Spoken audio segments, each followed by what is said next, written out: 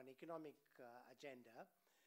And so the new development bank, which was set up by the BRICS countries, is important in the sense that the World Bank and the IMF are still continue to be dominated by the Western powers and their agenda. And so there's an important need for investment financing that the BRICS countries have felt. But I'm not aware of any summit in the BRICS meetings that have taken, and all of that, and even to some extent, some programs of social protection. The Bolsa Familia of Brazil has been much studied.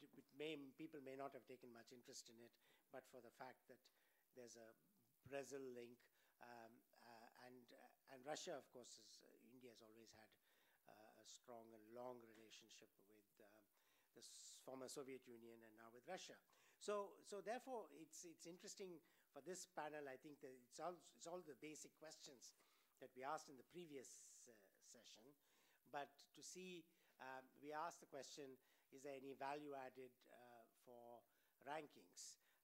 So before I turn it over to my panelists, I have to say that I used to work in the Ford Foundation, and I left the Ford Foundation and joined UNDP because I was so impressed with the Human Development Report that came out in 1990. It was produced by Mahbubul Haq in the UNDP with the help of Amartya Sen. And the first report was in 1990. And I thought, this is great. I mean, this is absolutely wonderful. So I said to the Ford Foundation, sorry, I'm walking across the yard and joining the UNDP as an economist in the India office. And 91, we did work on, we launched one of the Human Development Reports with Mahbubul Haq. The global launch was in India. But over the years, I find that what's happened there, Mahbubul Haq used to say that he ranked countries in terms of human development, and his main interest was to make sure that Pakistan was always below India. And he said that's possible to do it because there are decimals, right? India is ahead in education and in health. Pakistan ahead is in per capita income. But you can make some minor decimal adjustments so that Pakistan remains below India in order to shame the generals there into thinking that they must really do better than India on this index and invest in education and health rather more than they have done. But ironically, over the years, the countries that take the greatest interest in the Human Development Report are the top countries. So when the report came out initially, in the first report, USA was #1. Then in one other report, early reports, Canada was there. And then, of course, they've been displaced by the Scandinavian countries. Norway is now #1. But when USA was displaced by one rank to Canada, George Bush the first called up the administrator of UNDP and said, how is this possible? This is wrong. And then they had to explain to him, listen, you're more or less like Canada, but except that Canada has a very good tertiary education system, and more students in Canada go into tertiary education than they do in the United States, and therefore you get beaten there, and that's why. So, but even now, I mean, the entire, I mean, I'm talking about rankings, right? So it now looks like Oxford would care about whether it's on top or has beaten Cambridge, which is a traditional rivalry, or whether, Caltech is somewhere or Stanford is somewhere. I mean, but the countries that should worry about the state of affairs, which are way below, if you're 800, 900, as he pointed out, he's getting somewhere. But there's the sense of competition that Mahbubul Haq wanted among the developing countries didn't emerge because all the media focuses on which are the top countries. So Norway and Sweden, there's a lot of editorials that get written because of a traditional rivalry between one colonizing power and a former colony in that place, and it's all meaningless because in that category you don't care what is number one, what is number two. So the whole ranking logic doesn't seem. So the idea was to promote a certain spirit of competitiveness, to focus on things that you need to pay attention to, and so on. And I'm not sure whether the ranking systems that we have for university education actually will do that. Because I'm talking about a human development report was very directly meant to do that, and it hasn't. So therefore, there are important questions. So I think the same sorts of questions that we addressed earlier are back again, but with the specific focus on whether, firstly, whether this grouping called BRICS because emerging economies at some point will declare themselves as having emerged. I think China is already doing that. It regards itself as no longer emerging. It has arrived under its new leader. It's there. It's got to play an important part in international agenda. It's got to stand up for multilateralism in the WTO, even though within China, when it joined WTO, there were lots of people who said, why the hell are we joining this grouping, and being put to restrictions that are really rigged towards countries that had very good lawyers, basically. So anyway, but that's how we are. So I'd go by the order in which the speakers are listed as panelists in the program. Having said my piece, I have nothing else to add to that. So can I ask you, Professor Rensburg, to lead us off? And thank you very much for an absolutely inspiring keynote address this morning. Here we go.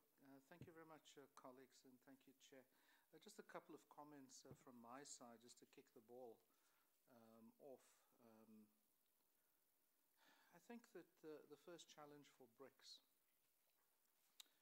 is to recognize that BRICS can't just be about economics. It's important for these nations to flourish economically, especially in light of the stilt from west to east and the rise of Africa over the next 50 years. And therefore, it's important for them to recognize that their influence is more important perhaps than even the economics. The ability to, and I say this with great care because the election swings and roundabouts in, I think Brazil has been the real shocker. But again, it reflects the drama that plays out on the left as well. So it's not just a case of the people being hapless and hopeless. It's a case of how the left executes its project, implements its project. But that's not the topic for me today. All that I want to say is that, notwithstanding electoral drama, this bloc of nations have the greatest possibility to nurture an alternative global order to the one that we have, one that is far more inclusive, one that is far more caring, one that respects multilateralism and builds multilateralism. And I can go down the line. So that's the first real point I want to put across, that BRICS can't just be about economics. It must also be about values. It must also be about global governance. It must also be about leadership. The related point is that BRICS, second point, BRICS must also be about embedding. Now, we heard the word this morning, embedding. It must also be about embedding the grand challenges within BRICS. But at the same time as we embed and as we challenge ourselves around those grand challenges, to look at the world and therefore to imagine an alternative world to the one that we have.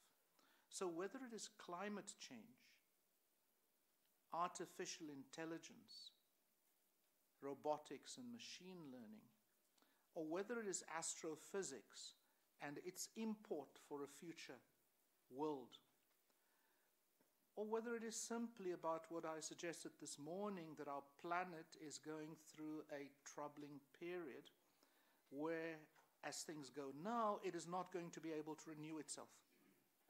So whether it's that set of issues, or whether it's a set of issues relating to women and young people in the world and their role and place in this new world that I'm imagining, BRICS leaders imagining, or whether it is about poverty and inequality. And so these things are connected to this idea that yes, it is an economic bloc, but if it locks itself into being an economic bloc, it's going to lose it's going to lose what it really, is able to accomplish. That's the second point.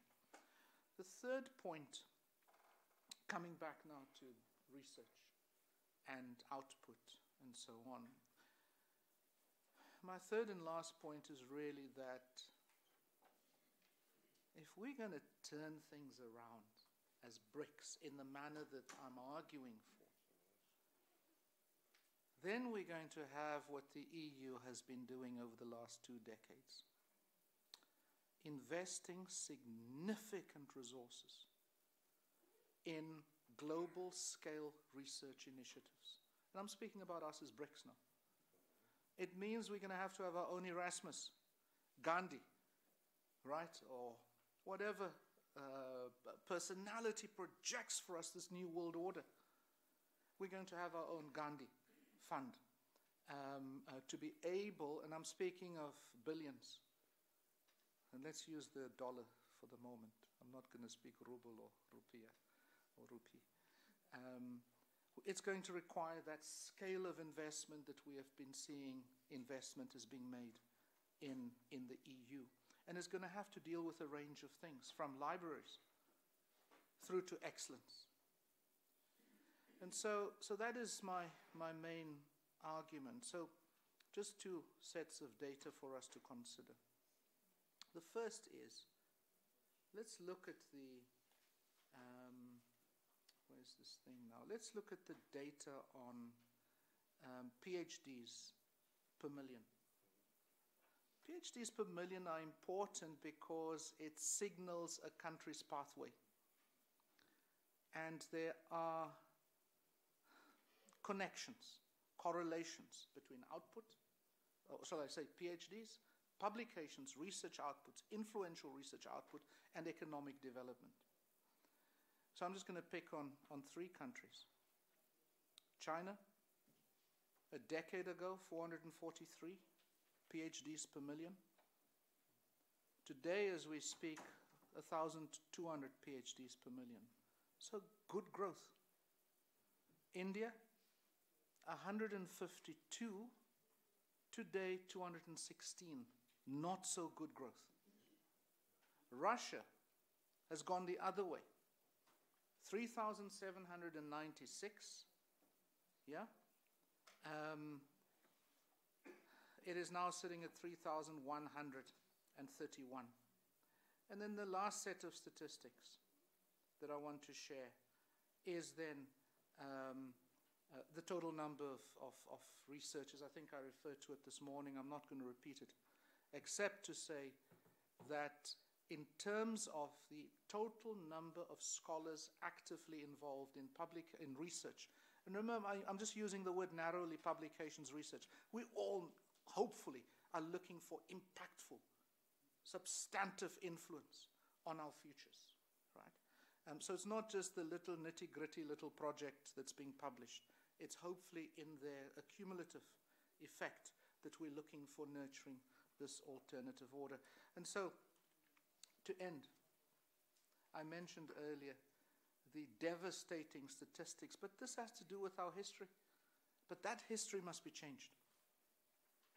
It has to do with the demolition, the destruction of our own institutions. If we think of India's first institution in the 6th century, established, gone. If we look at Africa's universities, 9th, 10th, and 11th century institutions, blown away by colonialism. And so we had to start afresh. and we're to build it on the colonial model of university. And so let's keep that in mind as I just repeat the stats. But it is history there to be changed. Harvard output equals South Africa's output. Total output. Just for emphasis. India's 39 central universities' output is equivalent to Stanford's output. Total Africa output is equivalent to France's output. Total BRICS output, and that's the clangor. Total BRICS output, if we want to change the world, is equivalent to UK, France, and Germany put together. That has got to change, and it is going to change when we convince our leaders that the project is economic, but it's far beyond economic. Thank you very much. Thank you. Yeah.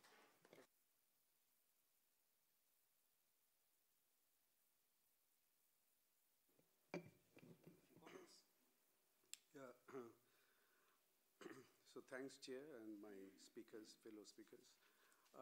What I need to do, I mean, given 10 minutes that I have possibly, is to envision the future of the universities in the Indian context, but a lot of it will remain relevant for the BRICS, the bloc of countries.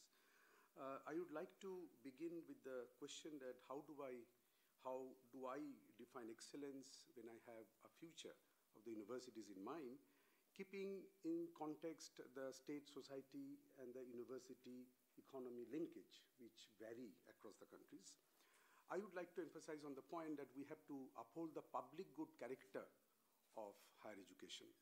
When I mean public good character of higher education, I don't mean that there is a trade-off between the privateness and publicness. Both reinforce each other.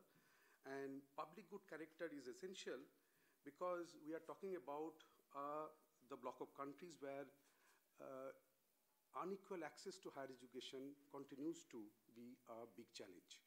And now I think the discourse is on the common good approach. I mean, we have elevated from public good to common good, which requires that, given the fact that the higher education system is highly differentiated, we need to ensure that equalities to equal opportunities to all the students aspiring to pursue higher studies. The second dimension would be in terms of the knowledge. Knowledge has to be a public good, and knowledge has to be a global public good. And when I mean knowledge has to be a global public good, it has to be a national public good as well. Now, there is a conflict between funding of knowledge and making knowledge a public good. I understand the conflict, and that patent comes in between. But even then, the idea would be that if knowledge has to serve the challenges that we are confronted with, knowledge has to be a public good, and therefore the focus has to be on research. Now, when we are talking about the excellence in terms of public good characteristic without there being any trade-off between privateness and publicness, there are two challenges here. I mean, I've been listening to all the speakers and Professor Rensburg in particular since morning. The trade-off between massification and excellence, and I'd like to just briefly highlight two things. One, that there need not be any trade-off as long as we focus on governance. When you're looking at the higher education system as a whole in India, the public and the private are afflicted with two different kinds of diseases. Private sector, there are pockets of excellence. There are pockets of excellence in both public and private. I'm not referring to those universities, but within private, it is the cost-cutting tendency which has diluted the quality of education delivered, and that is why it is a degree-producing mills. For the public universities, this is mainly a question of poor governance. So given the funding, I think there is an enormous amount of scope to utilize the resources, particularly human capital, and to deliver quality. The second dimension is academic freedom enjoyed by the faculty to be bestowed on the faculty, institutional autonomy, and the possible conflict between financial autonomy on one hand and institutional autonomy and academic autonomy on the other side. And here lies the distinction between public and the private universities is very important because the way they ensure that both sides of the budget are balanced, it has got a very serious implication, the manner in which the mandates are set and achieved, and the way the education and research is conducted and education is delivered. But the financial autonomy, a brief reference to the graded autonomy, I think the MHRD has got it wrong when in the name of institutional autonomy and academic autonomy, there is a conflict between the two. I'm not going to deliberate on this. But when the financial autonomy is being given to the universities, remember the traditional universities does need public funding, generous public funding to pursue research. That doesn't mean that they should not remain unaccountable. Autonomy and accountability should be the two sides of the coin. And it is in terms of autonomy and accountability debate, there's a need for the ranking and the benchmarking. Why? Because, commercialization is a big blow, is inimical to the quality of education. And in order to negate the adverse impact of commercialization on higher education, I think benchmarking is very important because it can safeguard what do we mean by quality and how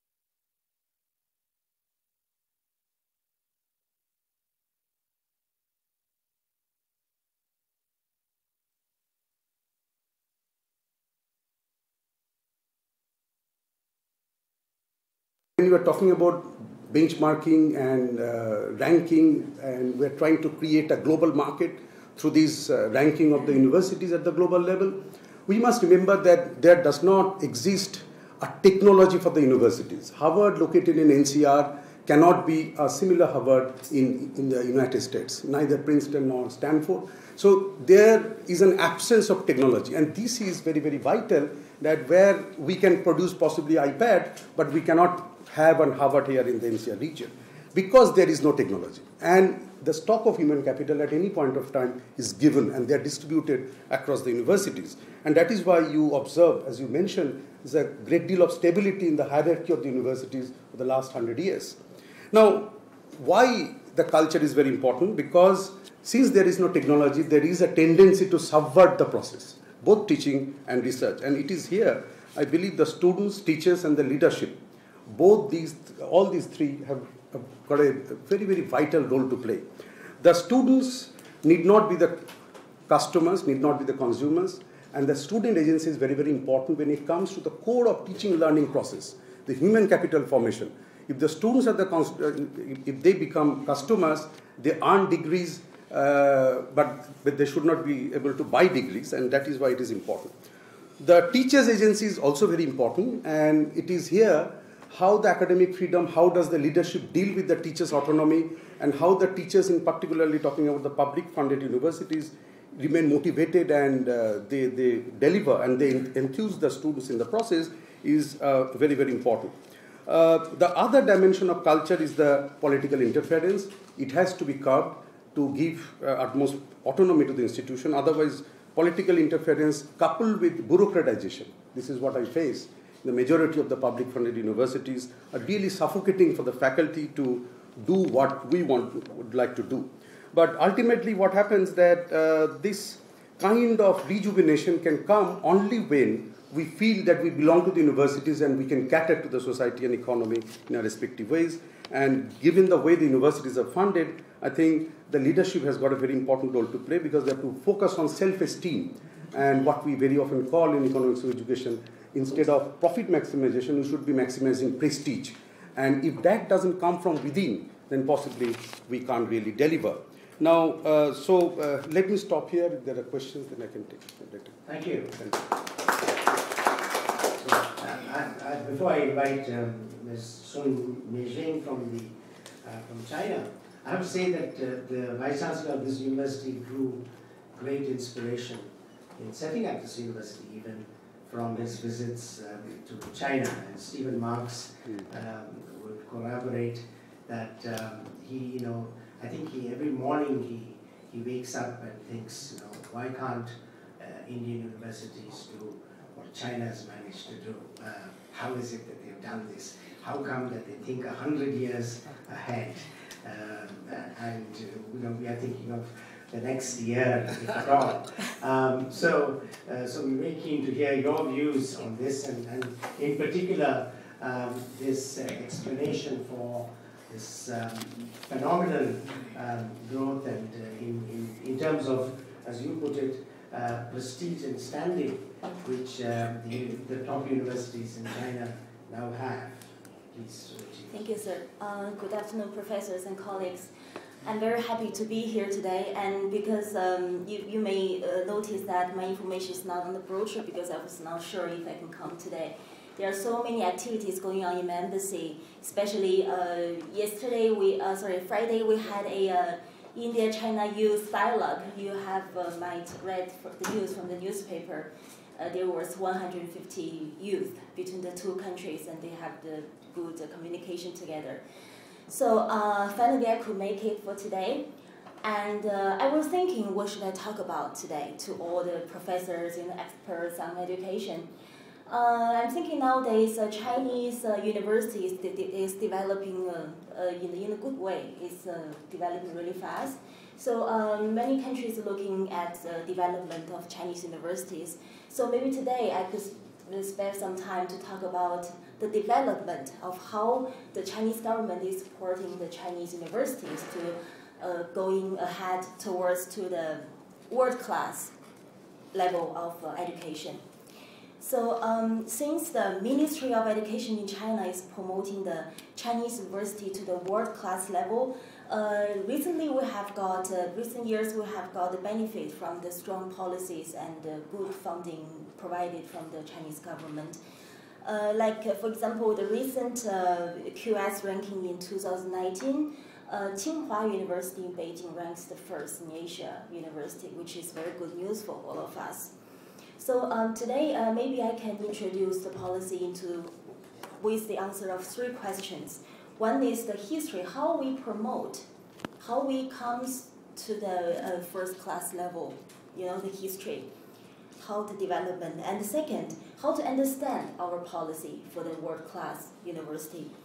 And the third, maybe the impact. I can talk about the impact of the policy on universities, teachers, students. That's all we are eager to know. As you may know, that the concept, the name of the Chinese world-class university is called double world-class policy. It is not only focused on university, also we have focused on disciplines. So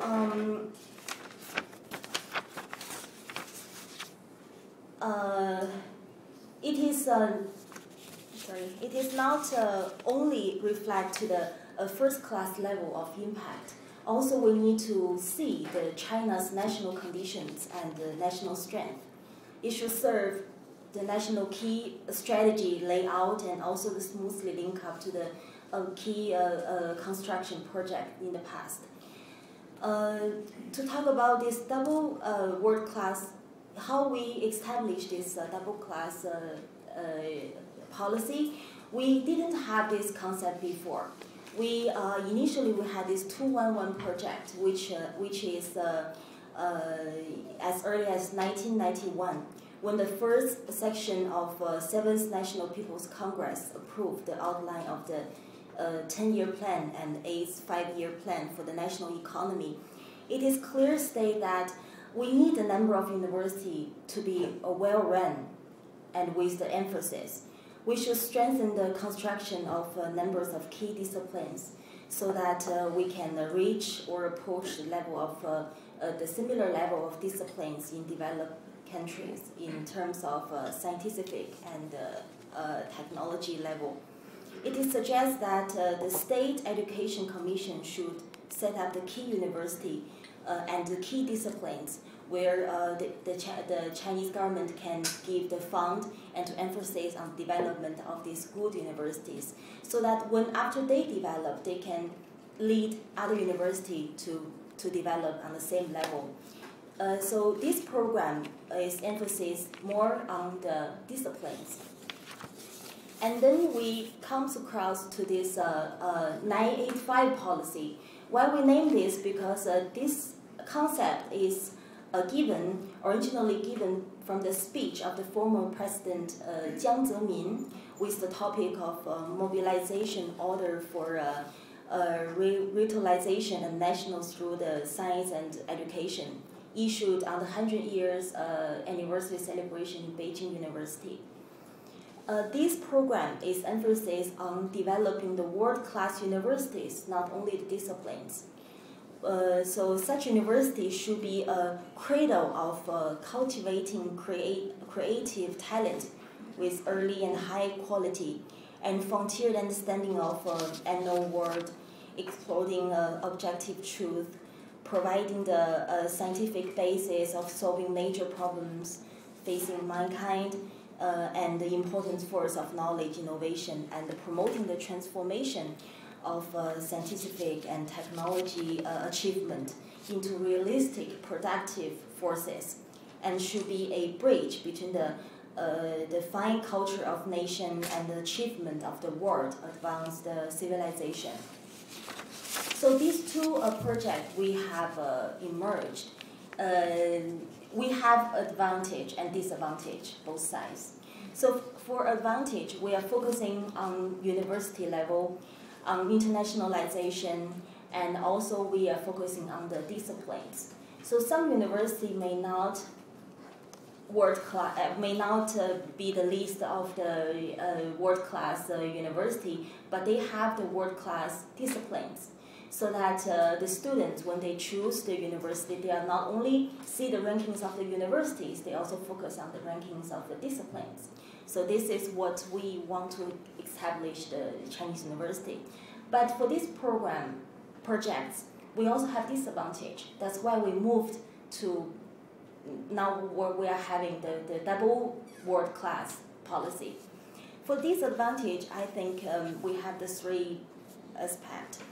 One is, although the 985 policy, which is focused on the university, is a great importance to the construction of system and mechanism, Chinese university is still facing the invisible barrier to reach the top university in the world, and higher education is still weak in cultivating top innovative talent and producing the significant original achievement.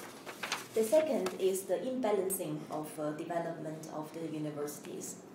And the third, which is I think is the most important, is for these two projects, when the Chinese government is promoting, is for lifetime, which is not good. Once you got this seat, and you will stay for lifetime. And for others, even though they are developing very, very fast, they cannot be the least of these universities. So the Chinese government decided to combine these two concepts together to emerge this double world-class policy. This policy is to integrating resources, systematically reforming, and promoting development. We continue with the 985 and 211 projects.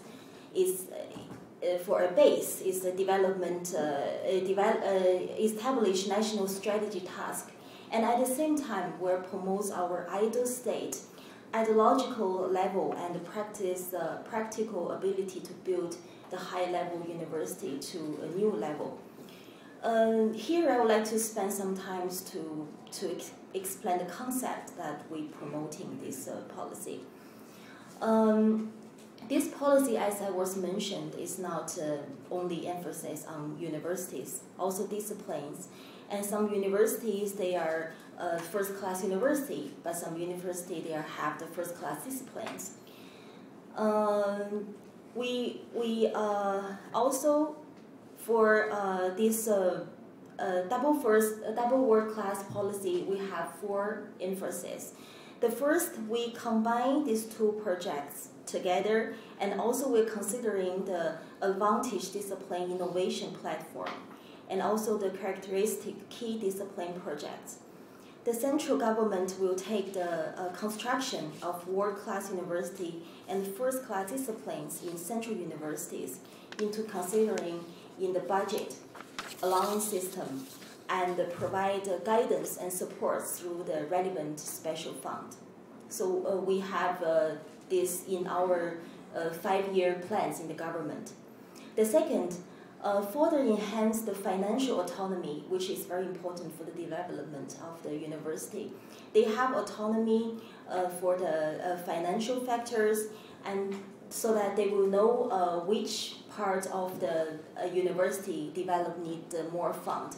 So normally the Chinese government only give the fund to the university, and they have their own strategy to use the funding. And the third is to establish incentive and restraint mechanism. Location of funds takes into the account more factors such as quality of running schools, especially the level of disciplines and characteristics of running schools. It focuses on schools with high level and distinctive characteristic, and reflects the support of the excellent and support the strong, and also support the special in fair computation. The fourth, we emphasize on the strengthening of overall plan for the construction of world-class universities as well as disciplines, encourage and support the development of different types of high-level education and the disciplines in 5 years. In 5 years cycle, so that every 5 years we will evaluate the university again to decide who will be in the list, still in the list of the policy. I read from not the fund provided by the government. According to what he said, there are only less than 10% of the fund provided by the government to support the university. What is more important is to develop more doctoral and master degree in the university. Because as all the professors think that they will relate to the outcome of the research and also the development of the university. Second question I would like to talk about is to how to understand our double first class policy. This policy is originally promoted in 2015, and the principal, objective, and overall ideas of the construction have been determined. The construction task can be summarized as the first-class teacher, first-class personal training, first-class scientific research, and first-class social services, and first-class culture heritage.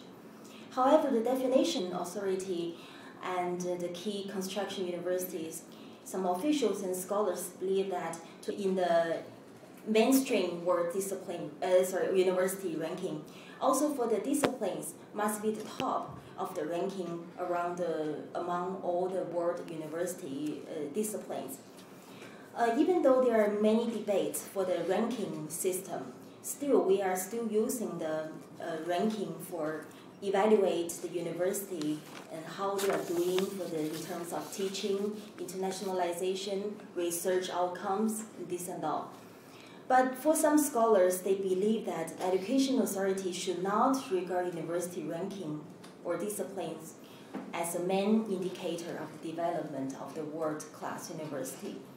They should step out of the way of the ranking and evaluate universities, examine more influence and the contribution of representative achievement in the world, and track more the achievement of graduates, more systematic evaluation of the contribution of university to the national economy and the social development, focusing more on participating of university in global affairs and the attractive of international students. The third part I want to talk about is the impact of this policy on universities, teachers, and students. For the university aspect, the proposition of key, like I was talking about, the key of the contribution fund in this 985 project college and university in the total operating fund is generally not less than 10% of the budget. But still, the college and university attach great importance to the key construction The 985 project college and universities are extremely anxious about whether they can be included in this project, because it is very important for them to attract more students, scholars, and to have the cooperation with international universities. In terms of the teachers, this double first-class policy emphasis on how promoting Chinese university to the world, focusing on internationalization in the global context and internationalization in the local context. And this policy will benefit for development of these disciplines and teachers in Chinese universities. And at the same time, we should notice that the transformation of national administration from running education to managing education, from direct management to indirect management, and from micro management to micro management, from education management to educational governance. So this will give more autonomy to the university.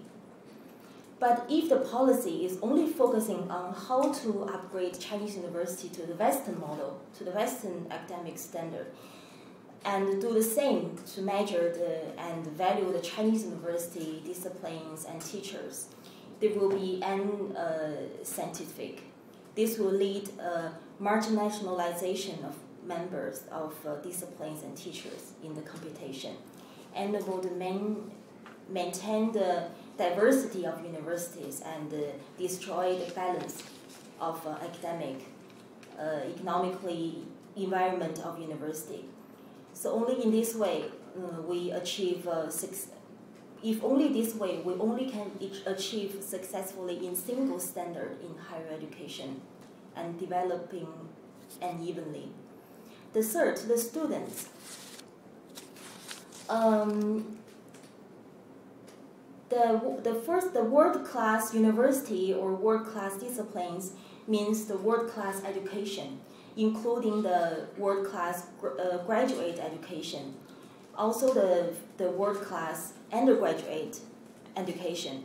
Paying attention to the undergraduate education is the top priority of China's higher education reform. As you may notice from the news, that a few days ago the Ministry of Education announced the policy that we have pay more attention to the undergraduate level of teaching. Before, as you may know, after high school, all the Chinese students will have a entrance exam. It's not like in India we have different fields, but they have the exam all together. So this exam is a lifetime decision for the students to which university you can study in. So most of the students, when they get the chance to enter a good university, they will relax. They will do whatever they want. As long as they pass the exam, they can get a degree. But now things are not like that anymore. We evaluate the students with their, for example, attendance, the daily behavior, and also all the students teaching. Also, for the Chinese... Sorry, time is up. Sorry, maybe I will come to the conclusion. By accident. Because I was asking how long I can talk, you know, because for speaking of the double world-class policy in China, is really too much to talk. Maybe I'll come to a conclusion. I've read from the professor, Mr. Ding is a professor of Hong Kong University, and he graduated from Harvard. He put the word in his book, What is the World-Class University? He said, although it is located in a town and geographically limited in a country, it is never confined to a country in spirit, but it belongs to the world. Its teachers and students come from all over the world and go all over the world, influence all over the world. A truly world-class university is concerned about everything, does everything, and explores everything. I'm sorry about the timing, I've been talking too much. I hope that helps all of the professors to understand the policy of China's development in the university. Thank you. Thank you very much. since you mentioned world class, the last quotation, it reminds me that in about 1770 thereabouts, there was an English writer called Oliver Goldsmith who wrote a piece called Citizen of the World. It's this collection of essays, and it's really a commentary on the state of England. But he invented a character who's from China, from Canton, who is commenting on the state of British society, and if you and again the conclusion of that is really that we have to develop an attitude that we are all citizens of the world, and his concern was about the hierarchy in English society, about inequalities in English society, and since he couldn't directly say it himself, it wouldn't have credibility. He made it come out of the analysis of the Chinese. So when China, talked, you see, he anticipated that people will listen to China. Oliver Goldsmith did. Thank you. So I'll now ask Dipanshu to say a few remarks. Dipanshu, keep an eye out. Yes, I will, sir. Thank you, Chair, and thank you, Abhinav and Nandita, for putting a fantastic discussion, and thank you for everyone being here. It's Sunday afternoon, and I understand talking about higher education is so I wanted to start with an image to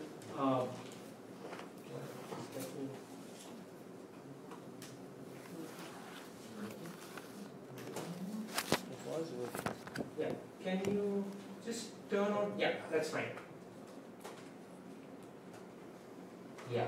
So this is an image that I came across on the magazine of I think one of the editions of the Harvard Business Review, and it was talking about basically the future outlook of an individual. Of course, there's a gender perception to this as well, which one can look at it as why is that individual rating just assumed, but there are, I mean, one can definitely go into the details of what is happening to the nature of work as well. But what was so amazing about looking at the image was the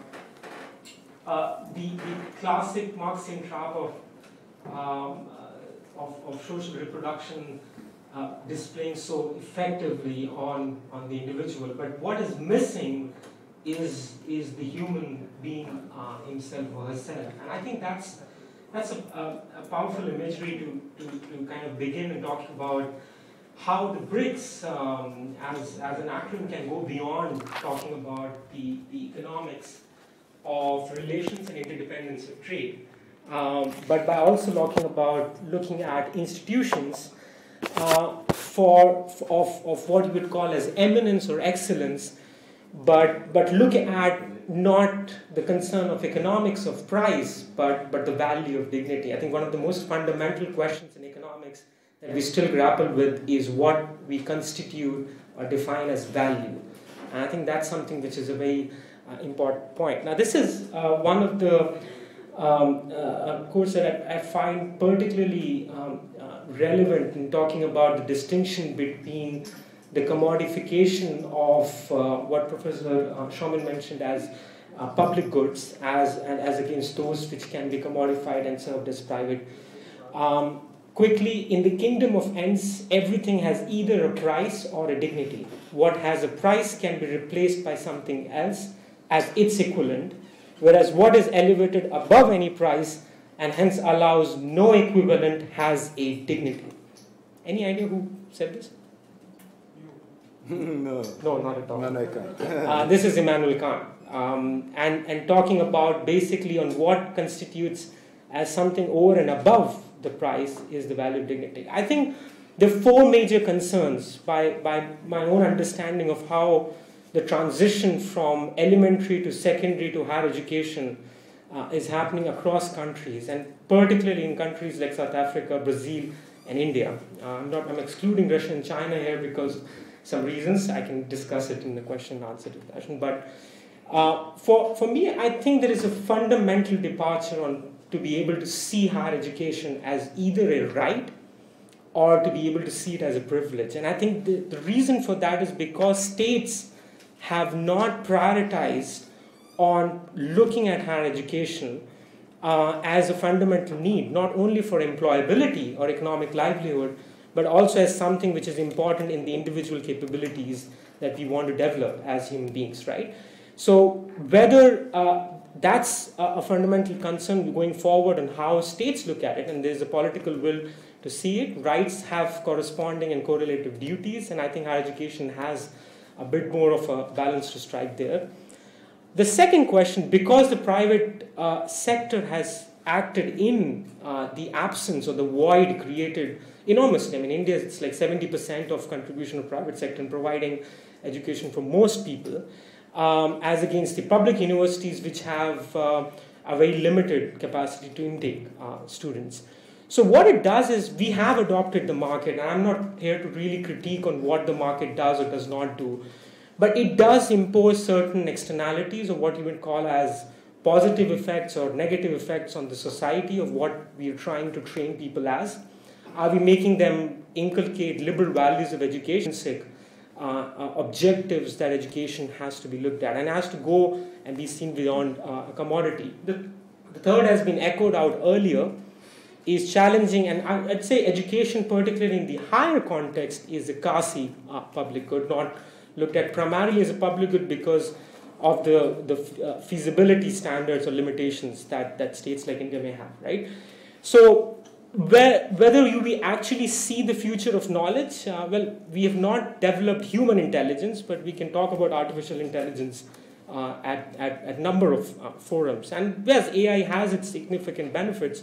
I was reading one very simple, very good example yesterday on how bee populations can be looked upon in training and ensuring cross-pollination of crops using AI technology. I think that's where the technologies discussion is important. But if you're talking about teachers being replaced as robots, I think that's a bit far-fetched in the way on how the discussion is going, particularly if you're talking about the BRICS nations that we're looking at. So what are then the constitutive elements of excellence? Now, I think that's where I spend the next 5 to 8 minutes. 5 minutes. 5 minutes. All right. So in the progressive realization of excellence, and this is coming from largely the discussion that we have on human rights-based discourse, that there is a progressive realization that you need to move towards.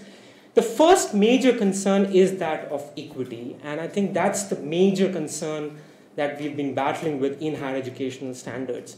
But I'm not talking about equality of outcomes here, but I'm talking largely about equality of opportunity. Professor Rendsburg mentioned about embedded notions of value, and I think that's a very important point. But I think fundamentally somewhere the challenge for us has been in embracing, embedding, and then empowering. I think no notion of excellence can be considered as complete without embracing everyone, giving them the opportunity. Does it mean that everyone has to be given education in the private university setup that has to be? No, well, you start by teaching and working on very closely as the weakest students. There, Rawls, for example, talks about starting from a very minimalist criteria of least advantaged individuals. I think that's how teaching happens as well. You don't work with the best students at all times. You're starting with students who are finding it difficult to study, and you move it. And I think that's a very important question of benchmarking, which has been, that has to come in, where how you're balanced about, rather than we should be efficient or not. Of course, you should be efficient as an educational institution. What should you teach? Are you talking about training skills? China has done effectively well as compared to any other nation in training skills of individuals and separating the distance between academia and industry. I think that's one of the biggest advantages and the things to learn from. But in developing individual capabilities to let them to thinking on their own, developing social values that we want them to be considered, one of the basic things I often say is that how limited we discount and give as a value to integrity as something that we want to develop in a student. Most people may be seen as, it's completely okay to cheat if you want to cheat in an exam, right? But that's not something which is there. The third, which is the concern that I think we have to be a little bit more aware of, is now, because there's a huge gap between the private sector participation to public sector participation in delivery of education services, is the concern of elitism. We teach, and who are we teaching? A class group which has heterogeneity of different members really helps us in shaping class discussions. So as we have with the panel, the different experiences we're bringing to the table really helps us in enhancing a BRICS perspective than anyone who's done work from a secondary perspective. Last point is to be able to looking at benchmarking standards. And I was trying to understand how, for example, Times Higher Education has looked at. I think the only percentage difference that I felt that is something which BRICS nation as a group can really work on in benchmarking indicators is to give more weightage to teaching. Teaching has to be congruent with values of research. I think it should not be the other way. There is a divided opinion on that, but I think research that is required for a social impact has its own importance, but we have teaching institutions that have to be given more importance in terms of a learning environment. You have standards to be set within, so you need an inward to outward approach, which is compatible with international norms, than going the other way around, that somebody else is asking you to produce a particular patented exam, and that's how you're going to have a drug produced out. I'll stop here, and I think we'll have a discussion. Thank you. Thank you very much. So may I invite Dr. Okoronkwo to make your comments, please. Thank you so much for the opportunity to be part of this most diversified panel in the program of today and tomorrow. Uchenna is my name. My friends call me Yusuf. When I saw the sitting arrangement, I was like, why didn't you allow me to stay close to my brother? Respond. I know this. I'm a Nigerian, he's South African, and we are African, Mother Africa. Let me have my content, please, on the screen. I will rush it closely. One of the disadvantages of speaking last is that you will not have time. You'll be Second last. You'll be denied. Second last, so you have to be considerate. Okay, you'll be denied a lot of minutes that could have been utilized. Thank you so much. Let it come on, please. I am not speaking from the education background. I'm a lawyer, particularly human rights law and anti-terrorism law. But we are all in the field of academics, and we have something to share.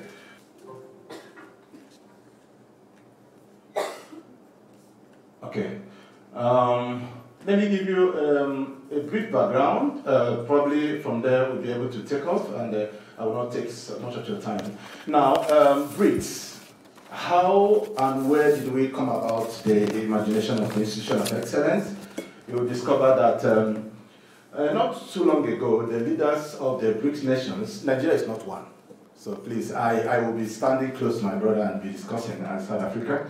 And I hope we are aspiring to be one. Soon you'll be invited. Soon I will be there. In fact, China is trying to pull out, and Russia is going to pull out. So we will have an opportunity to come in, and then you have to change the acronym now. You have the mate. I have them in. Thank you. I'm going to lead them in. Thank you very much.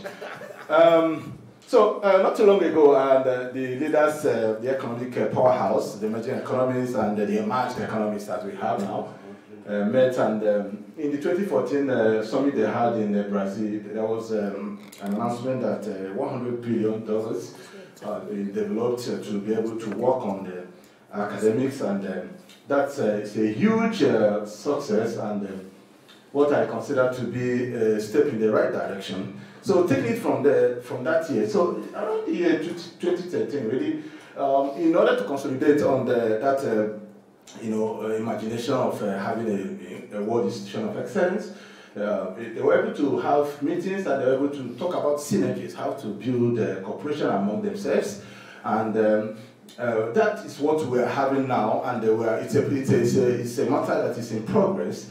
And it's discovered that 5 years later now, all of us now can really weigh the decisions that we are making, that were made in 2013, and 5 years later in 2018, to what extent can we say that it has been fruitful? And the question now be that, does it mean that those resolutions they had and corporations they agree among themselves only amounted to pouring new wine into an old wineskin? Because if you continue pumping money into an old program, we will go nowhere. You can't keep doing the same thing the same way and expect different results. It's not happening. It cannot happen. Now, what are the BRICS imaginations of Institution of Excellence? Briefly, I will summarize that. These are just new ideas that have been formulated by the BRICS nations And it goes beyond mere economic empowerment. Like Professor Rosberg has said, that the BRICS should not just concentrate on the economic empowerment and all that. They need to move out. Because if you have an economy that is not sustainable, you don't have the structure that can take it beyond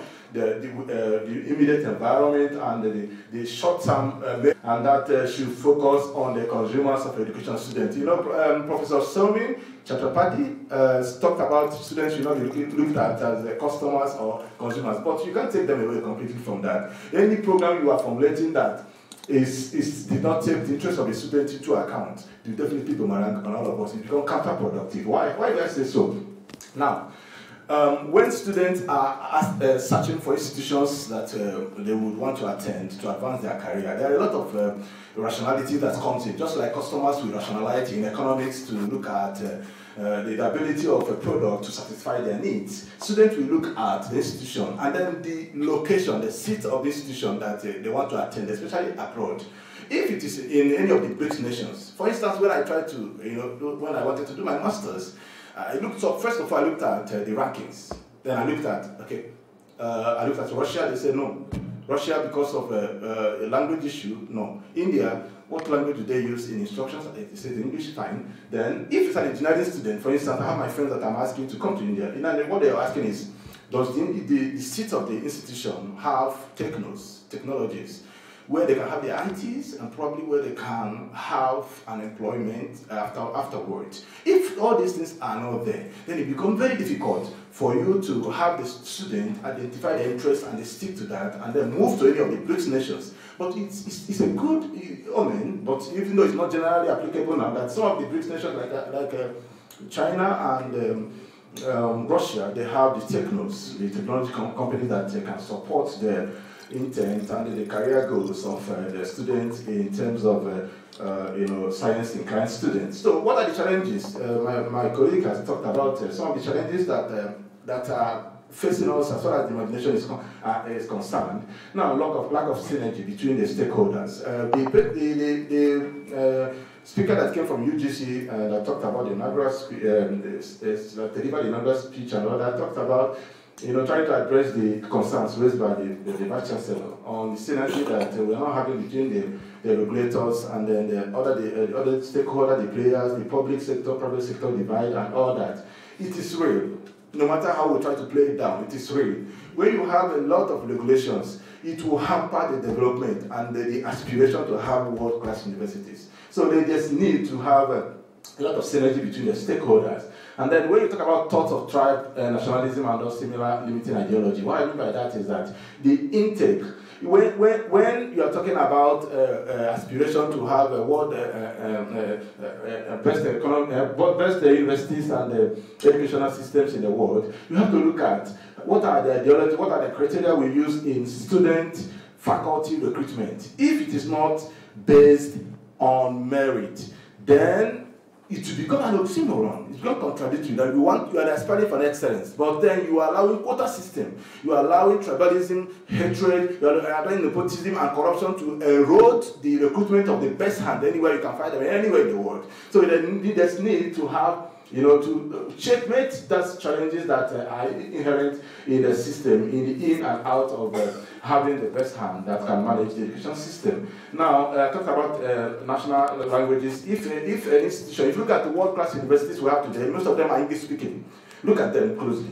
Look at apart from China, yes, of course, the language of instruction is some of them are English, some of them are Chinese. But in Russia, again, you have the same issue. But look at UK, look at US that are topping this university, this English speaking. So we definitely, as international students, if we want to go and study abroad, we have to ask, what is the language of instruction? How would I be able to cope? If it's English, then it stops my priority. Then we should not have undue concentration on publication. Somebody has talked about, my friend Dipanshu has also talked about that. There needs to be a balance between teaching and research. If you focus only on research and leave teaching, then you are not having a balanced program that will be able to take you to an aspire the world-class university that all of us are looking at. Let us not neglect teaching. It's very important.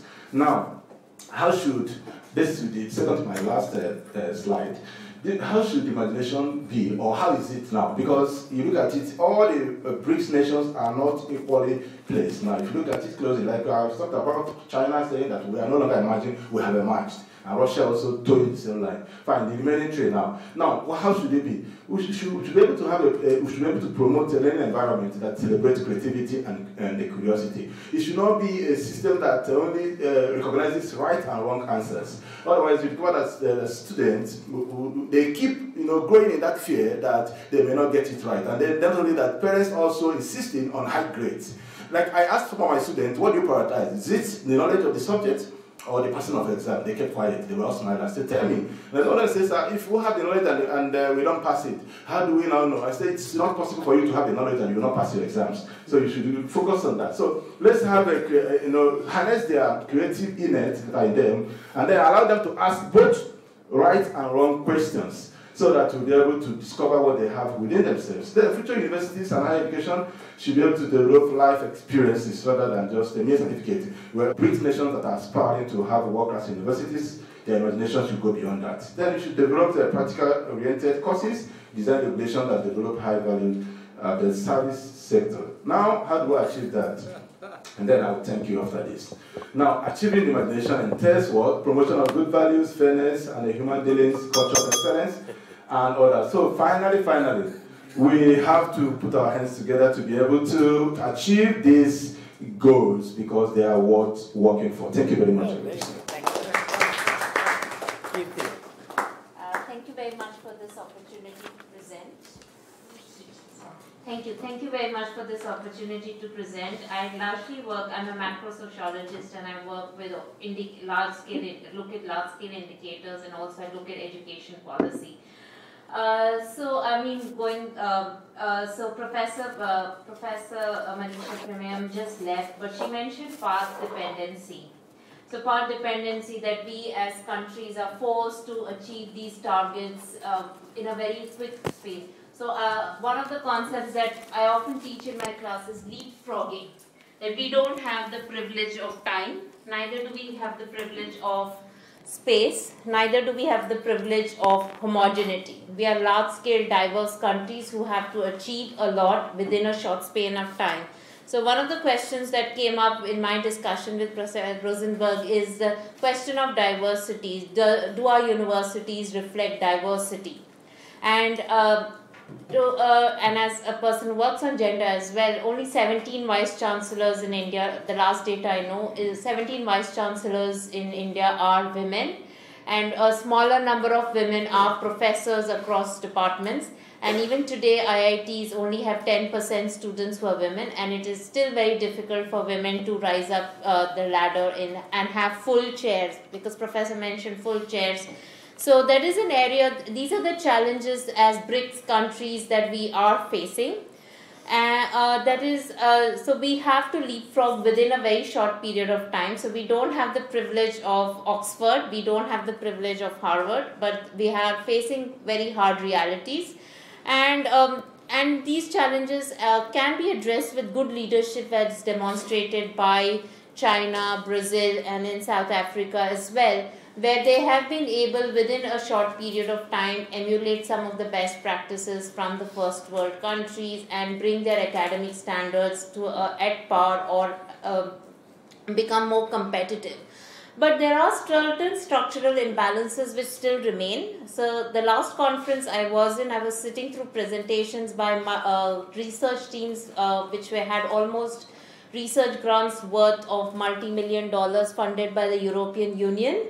And luckily enough, they were multidisciplinary teams where hydrologists were working with anthropologists and studying how to protect water tables in villages of Uttarakhand. So there are, funding is one barrier, but other barrier is also research management. First world universities in first world countries have very professional research managing units.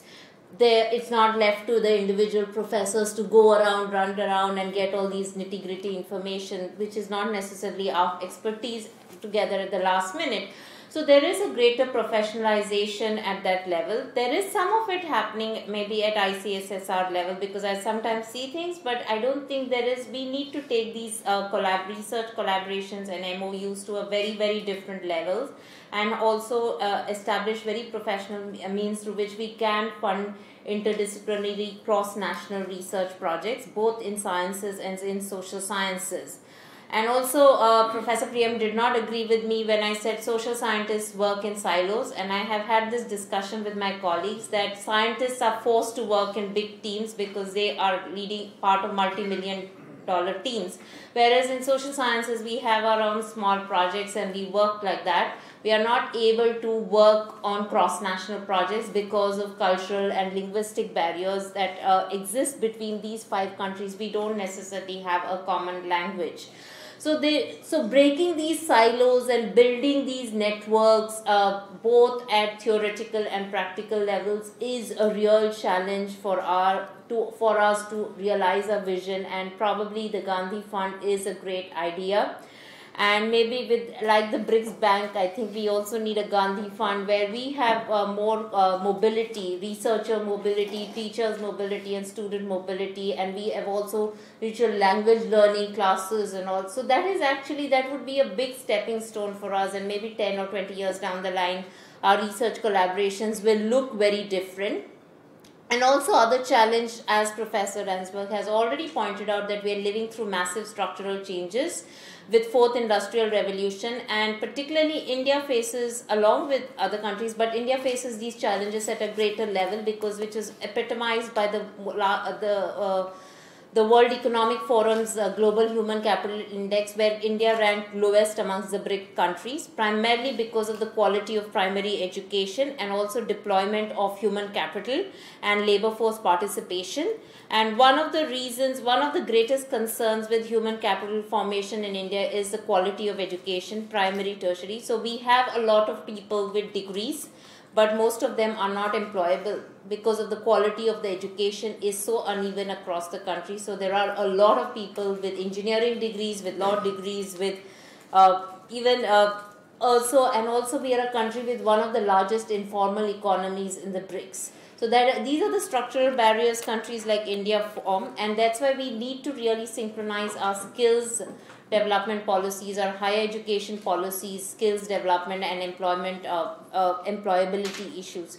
And also I think generally the tendency in all these 5 countries is also in the Mint countries, I don't want my friend to be excluded, is towards the knowledge economy. And I think generally there has been a massive push in like I think Brazil wants to award 60,000 master's degrees and 25,000 doctorates by 2020, and similar with China. And I think India is also following them. So generally the general trend is towards knowledge economy, but there are several limitations, and I think they need to be, we need to address these limitations, and good public policy, as ma'am just said, that it is the key to it, that it is the good public policy which was the key in East Asian development paradigm as well, which will be the key to it. And I think greater synchronization and greater cross-national dialogues will really help, and also a Gandhi Fund. Thank you very much. Thank you, Mostly. How much time do we have?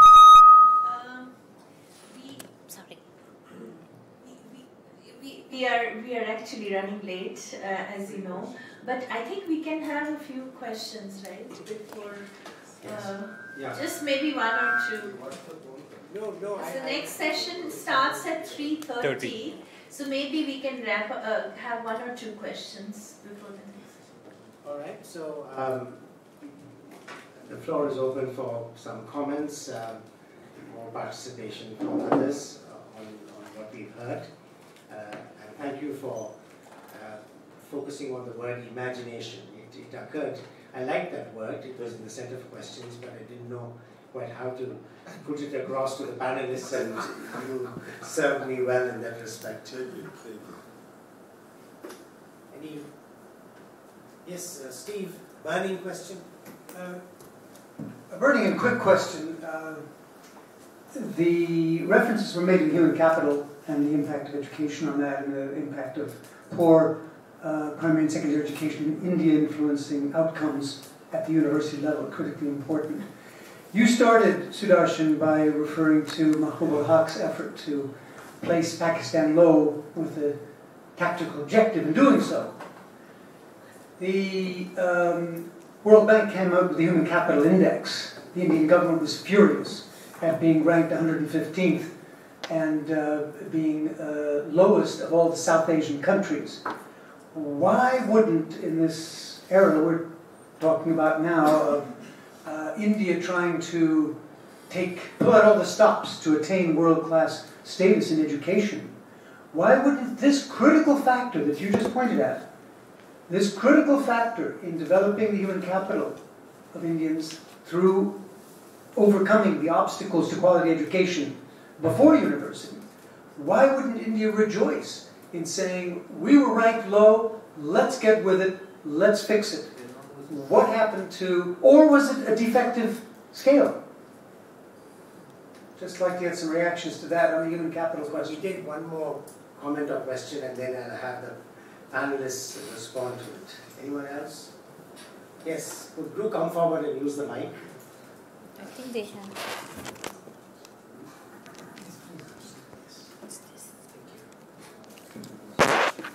So, as Professor Nakre talked about leapfrogging, and we do not have the time, but the reality is that in the existing education system in the universities, we have thousands and thousands of teachers, researchers, whatever you call them, who are product of mediocre education system, who are not prepared, who do not know the modern pedagogies, who do not know what is happening in the world of research. So when we are talking about world-class universities, are we talking only about new institutions, or are we talking about taking these state universities to a level where they are somewhere in the world-class ranking? So, any comment on that? Dr. Prakash? I was just trying to recall what he had said. Well, I don't know if it's an answer or a question, but then I just wanted to air my views and also voice it. In India, we have quite good number of languages and dialects, and that's the reason why we cannot have the parity in terms of teaching and the pedagogy which we're discussing.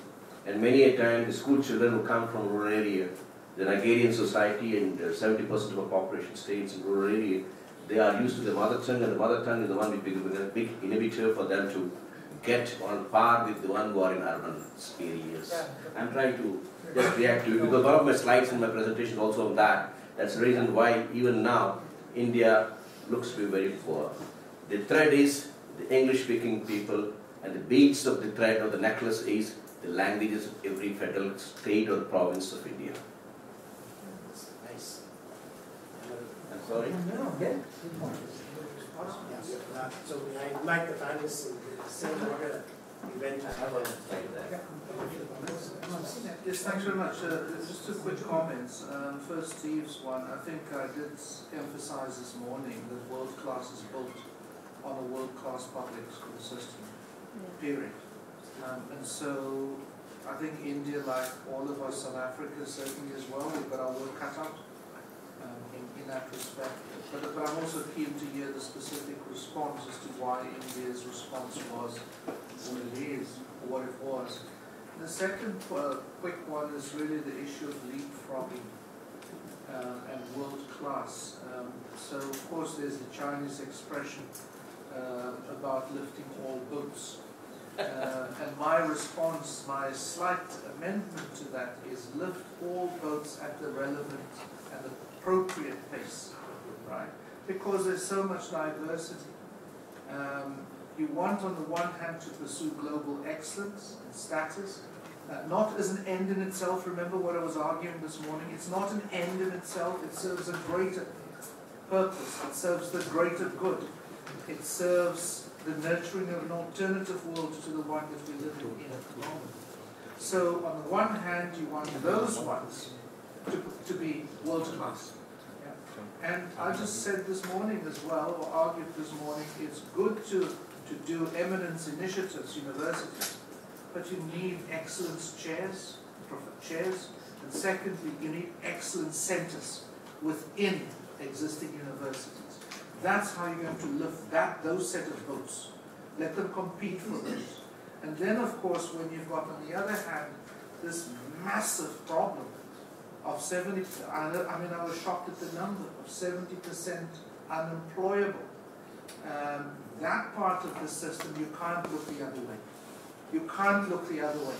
You have to, at the same time, have a 20-year plan to be able to lift those sets of boats. So I'm saying diversity requires different approaches, and in turn, you're lifting all boats over a generation's time.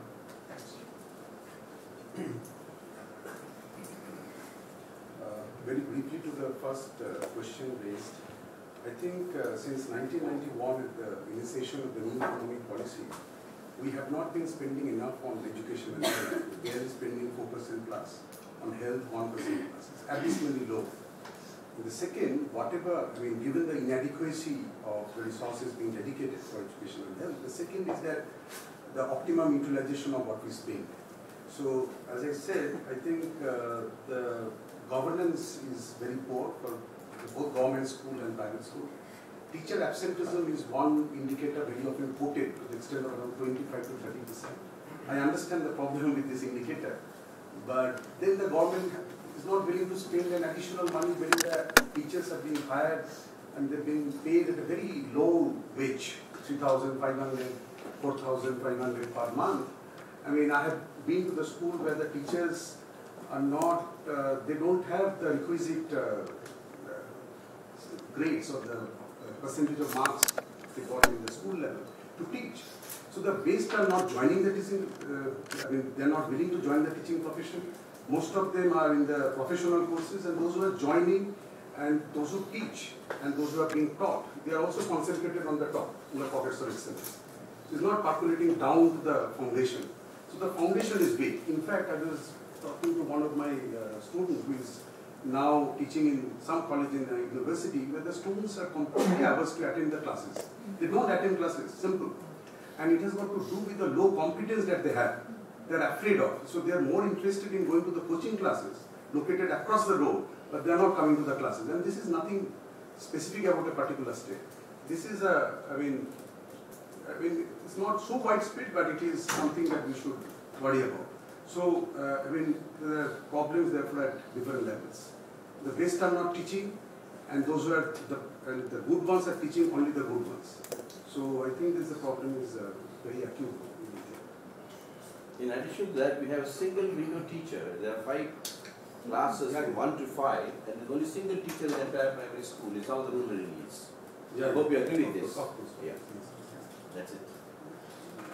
Yeah, no, just quickly, I think one of the basic concerns to echo to Professor Mark's question is, I think when we look at index, I think right now the major issue is of a very lack of honest political humility.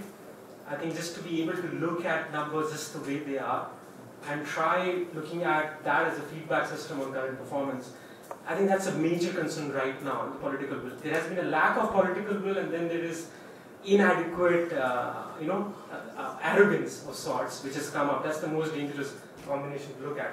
Health and education, because I think one of the major problems is of looking at demographics. While we've postponed death, we've not kind of controlled birth. And I think that's the major issue, which is looking at transient issues concerning education. And till the time we don't bring demographics into the concern of looking at human capital development as well, I think it's going to be always a catching up process, inevitably. I think that's something which is always a problem. Okay. Our friend asked a question about whether we are talking about taking over of public universities and privatizing them as a benchmark or a criteria for the aspiration or imagination. No, the answer is no. But both of them need to coexist, And at the same time, the private universities should not be looked at as a commercial ventures. No. It shouldn't. Both private and public sector divide need to collaborate together to be able to achieve the world-class university imagination that the BRICS and beyond are aspiring to have. Now, on language, briefly, you see, international faculty and student ratio happen to be one of the criteria that they are using for the rankings and all that. So it becomes very difficult now to have a national language that will take care of the 5% or more from the rural area now, and excluding the international faculty that will be, faculty and students that will be attracted if we have an international language used today. So we need to have a balance. Yes, sometimes we say that instructions given in mother tongue would enhance the learning capability of the students, especially at their tender age, primary or stages and all that. But then we need to look at this also. If we are talking about national ranking, fine. But if we are talking about international ranking, it's difficult to have a national language. Thank you very much. Well, I think with all the answers, I would like to comment on two parts. One is just now the professor was mentioning about the teachers for teaching the students. In China, we are emphasis more about the undergraduate education. Nowadays, professors are talking about to increase the salary of the teachers for teaching undergraduate students. Because before, teachers usually they emphasize more on the research, so they don't give more attention to the teaching, and so that the student will not have the interest to attend the class. Even though we force them to attend the class, will be no use. Now, if you in China, we have two evaluate systems. One is for the teachers who only teaching, the professor only teaching. We have the evaluate system for that. And the other group of students, the other group of the professor, they emphasize more on the research. So if we take these two separate, the professor will give more attention to the teaching. They will see how to teach and what to teach to give more the students' interest. The other thing I would like to talk about is for just now I had mentioned about underemployment. I think nowadays, speaking of world-class universities, it is important for the university to cooperate with industries, with companies. In China, we are now emerging new model is for the vocational education training. We cooperate with the industries or companies. We train the students, especially the needs to the company, so that once the student graduate from the university, they will have the chance to study get a job in the company. And now we are promoting. We already have the new workshop in Xinghai, which cooperated by Indian University and Chinese University and Chinese company in India, so that the Chinese university give the skill, the training, the skills, the equipment. The Indian university, they enroll students. So we train Indian students, and when they graduate, they will directly get work in Chinese university in India, so that it will solve lots of problems for the underemployment. These two elements. Very good. That's a very optimistic note to conclude this session. Thank you very much. There's some tea. We reconvene in 15 minutes. I want to present a memento to the... Yes. That.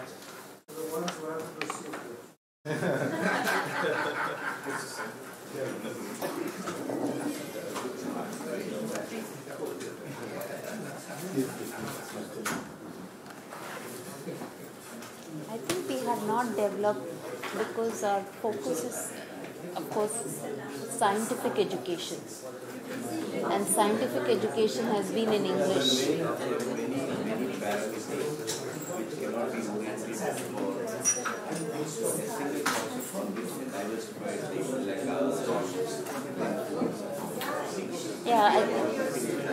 I think it's language. One of the reasons is language.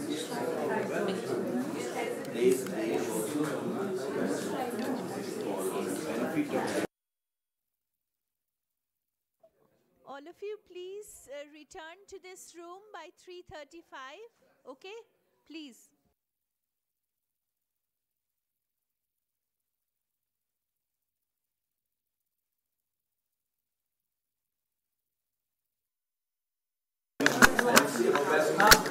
दूसरा page चार वो लगा दो बंद कर दो level बंद कर दो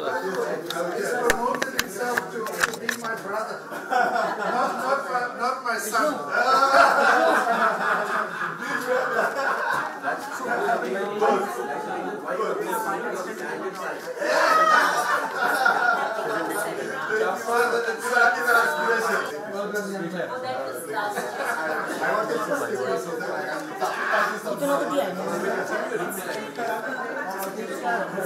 गड़बड़ हो गई, चेंज कर दिया।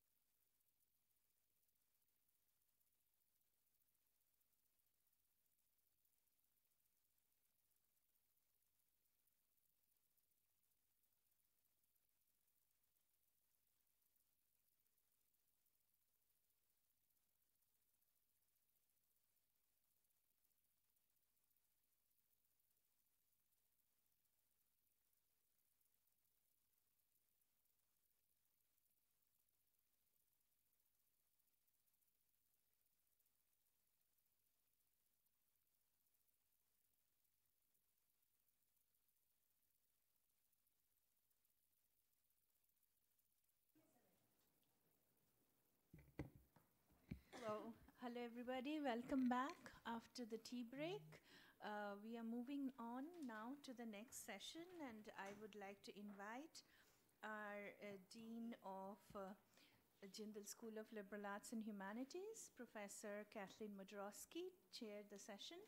And as speakers in this session, we have Professor Jatin Bhatt, Vice Chancellor, Ambedkar University, Delhi, Professor Prakash, Vice Chancellor, SRM University, Sonipat, Professor Ajay Kumar Pandey, CEO of SM Sehgal Foundation and Associate Professor here at Jindal Law School, Dr. Gaurav Pantania, Visiting Professor at George Washington University, and Professor Anamika Srivastava, Assistant Professor at the Law School and also Faculty Fellow of IAHED, one of the organizers of this conference. Over to you, Professor Modrowski. Okay, thank you very much, and I think we're really lucky. We're the last session, so we can go overtime without any qualms, right? So we're going to keep. Who's going to be the timekeeper? You? Yeah. She's the time auditor. Okay, all right. I will do it. 10 minutes per person. I think we should not worry about it. Since the whole thing is too long and too many hours that will be taken, we may require a cup of tea. That's More than tea. Okay. Okay, thank you very much, all of you, for being here. And I feel that we have one of the very interesting subjects and a very difficult one to tackle, and that is sustainability in higher education, the social responsibility of universities. I'm going to let everyone speaking give their own impression of what sustainability is, first of all. But as you know, it's a term that's really packed with a lot of different criteria. And sustainability, when I was looking through, really transparency and ethical behavior.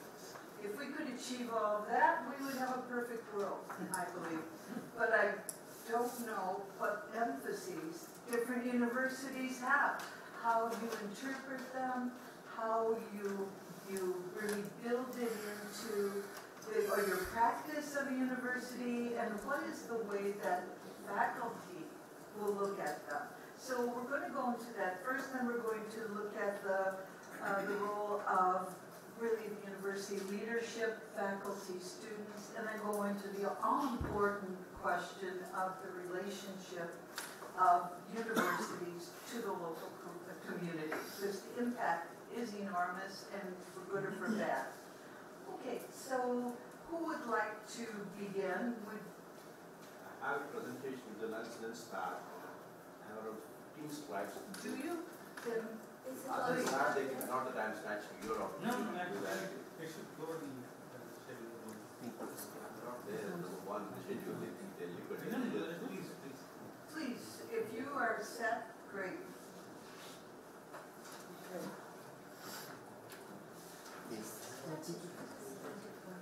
Can you hold this camera? He only listens to the owners, not others. No. You just need to touch it gently. Okay. I'm sorry for being rash of that. Thank you. So here you have to remove that AK-47. Well, thank you.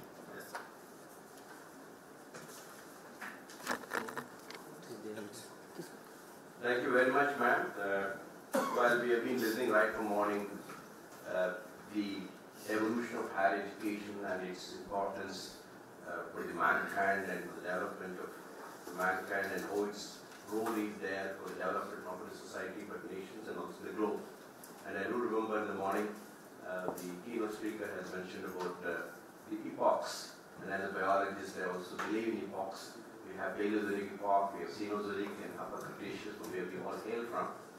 But most importantly, the evolutionary epochs of higher education, we have seen in India various levels, and then I don't say we are perfect, but then we are on the path of reaching very close to success stories, various places, but varying in mind the federal structure of India, where the provinces or the states have their own say in terms of government or empowerment, is the one where they always voice what they need.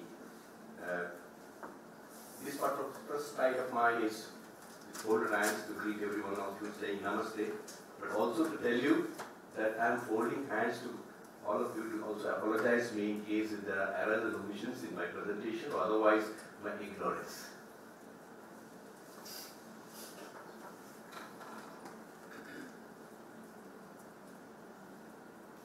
This was the topic of our panel, if I'm not mistaken, sustainable higher education and social responsibility universities. India being a federal structure, we have as on date, and these numbers are dynamic numbers, they keep changing. And I was being told by renowned educationists that every day we have a university or a college. So 942 universities are there today, could be 943 tomorrow morning or evening also. And then we have around 42,346 affiliated colleges.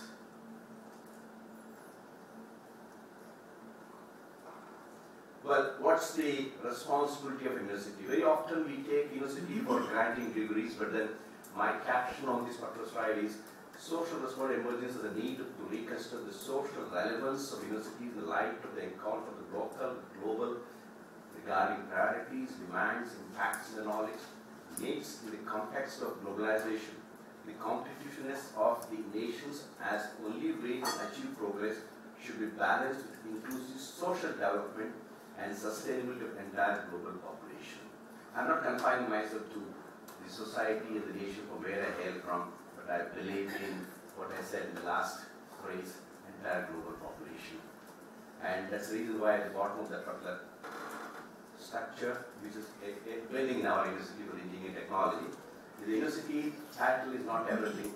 What counts are skills, competitiveness, reflecting knowledge, and that education is in the fundamental meaning. You should get used to it. Okay. What's the 21st century education looking forward for? You all remember in the morning we had various speakers and panelists speaking about the evolution of education, starting with Gurukul, where it was teacher-centric, followed by the classroom having interaction from teacher-centric in Gurukul to a classroom, and then it was being further augmented by the various media of transmission of knowledge, that is broadcast, telecast, then nowadays we have broadcast using either a smartphone or otherwise a laptop. That's the evolution, that's the reason why we have no competition between industry and the higher education. That's the reason why the government of India has also framed out and coined the word known as Education 4.0 with that of Industry 4.0. How do we align this for sustainable development? In the morning we also had new speakers talking about big data analysis, automation of robots, or otherwise simulation classrooms, horizontal system, then industry interaction. Not only that, but also using Internet of Things for learning mechanisms. We have forgotten the usual role of the teacher teaching the classroom, but then nowadays we have the interactive mode where teacher is forgotten, whereas the student says, I can learn alone. That's the reason why I think one of the panelists said we require quality teachers. The teacher is not that expectation in the classroom. The absence teacher of the classroom is very low.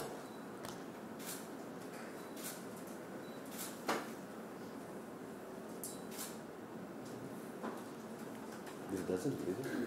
Okay. Higher education is an instrument in fostering growth. Madam, you have mentioned that in the beginning. Reducing poverty, boosting shared prosperity, and then also seeing that individual's growth is the societal growth and in turn the system as such. Where does India stand in terms of higher education? India is the third largest educational system country in the world after states in China, not only in terms of the number of universities and colleges, but also in terms of student population.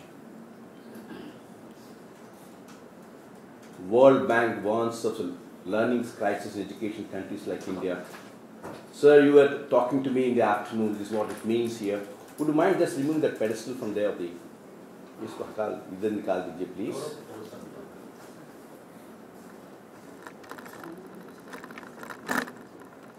The learning crisis in global education, particularly in low and middle income countries like India, underlining that schooling without learning is just wasted development opportunity, but also great injustice to children worldwide.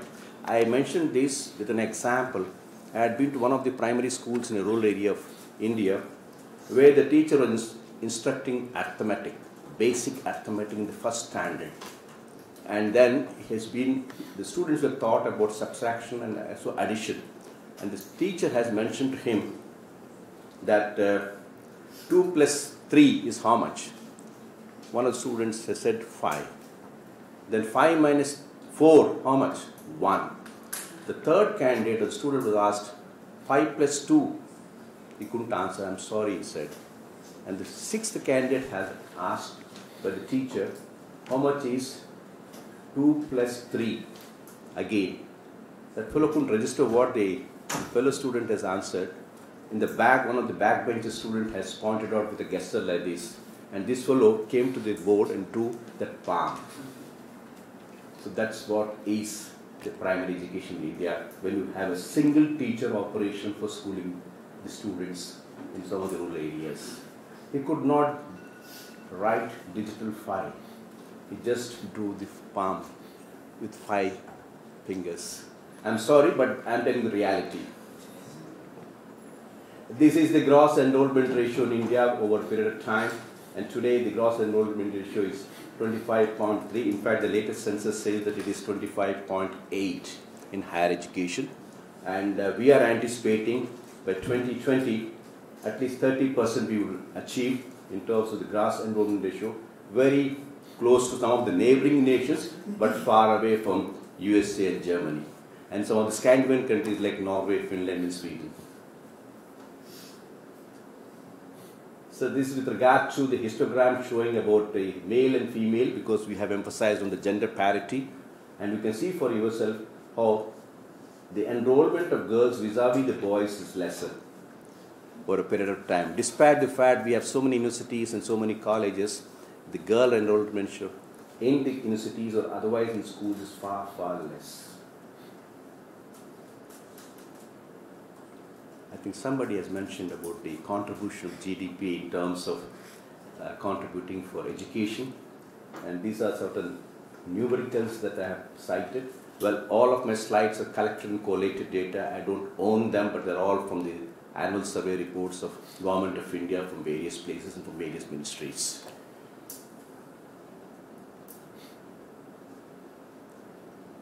Well, how do you commensurate ranked universities with social and sustainable development? Acquisition of knowledge, dissemination of knowledge, and application of knowledge are the basic tenets of education. And if there is no parity or otherwise coordination between these three, how does knowledge percolate for the development and sustainability of a nation is very important. I am sure these top universities must be having a lot of relations with society where they are placed, where they are located, and the nation which is drawing their expertise for the development of their own country. Unfortunately, in India, that doesn't happen. We do come out with patents, we do come out with applications in science and technology, we do come out with certain concepts which are very relevant to the society, but unfortunately, when it comes to application part of it, we are far away from it. I'm sorry, not that all social sciences people do it, but this is the reality. So is the case with science too. I do remember the then President of India, Honorable Pranab Mukherjee, has mentioned that every university need to at least envelop in its jurisdiction 5 villages and see that the village develops. But that didn't happen. Am I right, Dr. Murthy? We have adopted 5 villages in and around our place, but some of the education part which need to be percolated at the village level has not gone. I may be excused, it must have been done by Ambedkar University, but we couldn't percolate what was being taught in the classroom. Well, these are the sustainable development. Higher education plays a key role in achieving 2030 agenda for sustainable development. There are 17 sustainable goals, madam, which were mentioned, and it's also been recorded by the World Bank. And the fourth one, which is very important for India, is one which is still trailing back, but that it is to aim poverty, to end poverty, or not poverty, to end poverty, protect the planet, foster the gender equality, defend, promote cultures, cultural understanding, and ensure prosperity for all. And higher education offers disciplinary and transdisciplinary teaching and research, generates and contributes to the development of new and innovative approaches to global, regional, and local issues. It calls for strong national and international teaching and research cooperation in order to give rise to unformulated solutions to new and older problems. We need algorithms. Some of the other algorithms that are being encountering the society or a niche of a particular place have been not addressed appropriately. And the reasons for that we can see in terms of the percentile, the quality education. The global literacy rate is 86.2, and but 57 million children still remain out of school. And the adult literacy in India is 74.8%. In rural area it is 68%, and for the disabled persons 55%, and for the children with disabilities is 39%. Enrollment of girls is 100% in primary education, but only 25.5% attend higher education. You have 100% school education for girls, but the one who enter the higher education is fractionally 1/4 of it. And the gross enrollment which I mentioned is 25%, but as on date it is 25.8%, and we are trying to achieve around 30% by 2028 to 2030.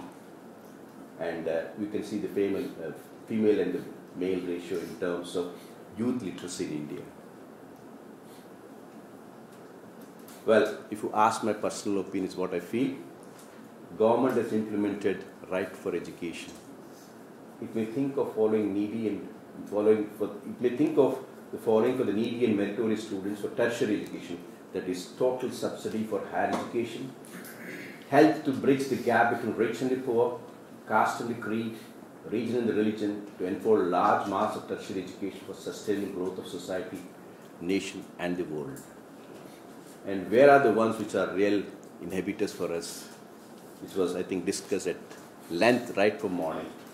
Funds, faculty, and the freedom. And then trying to see that we achieve excellence. These are the again ones which are constrained for us. Equity and employment, because we have actually expanded our universities from 25 universities from the day when we got the independence to around 942 or 946. But some of the other, that excellence nature we should have been, is not found as much as we thought of. I do remember I had worked in UGC for almost 20 years and demitting the office as additional secretary. We have come out with various schemes, starting with college with potential excellence, universities with potential excellence, and then also coming out with now the new one, university with eminence. Some of the other, the concept of excellence has not percolated in the faculty and the students as much as we have really dreamt of. Thank you very much for all of you for paying attention to my views and observations that I have made in my slides. Thank you very much. Thank you.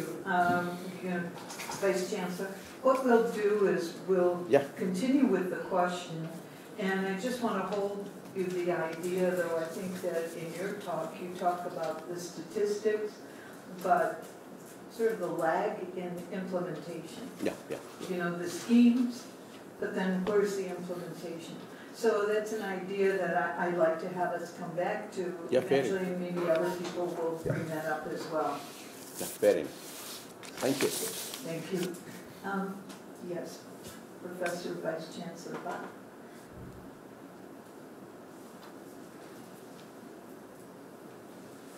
It only listens to the... No, it...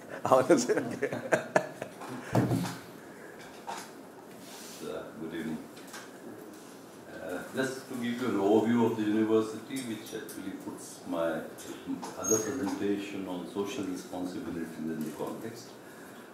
We are a social science and humanities university, 10 years old. I think you are about 6 months younger to us, something like that. You have slides, you can use this. If you have slide presentation. No, I have no presentation, yeah. So I think, one, of course, we talked about excellence, including people who are connected indirectly with the university. Right from the beginning, when this university was being set up, and being a social science and humanities university, the question was, do we continue with what are imagined to be the social sciences and how they are generally so addressed? So that was one of the first thing that came up, and in the larger context of what we believe are our core values, which are innovation, excellence with access and equity.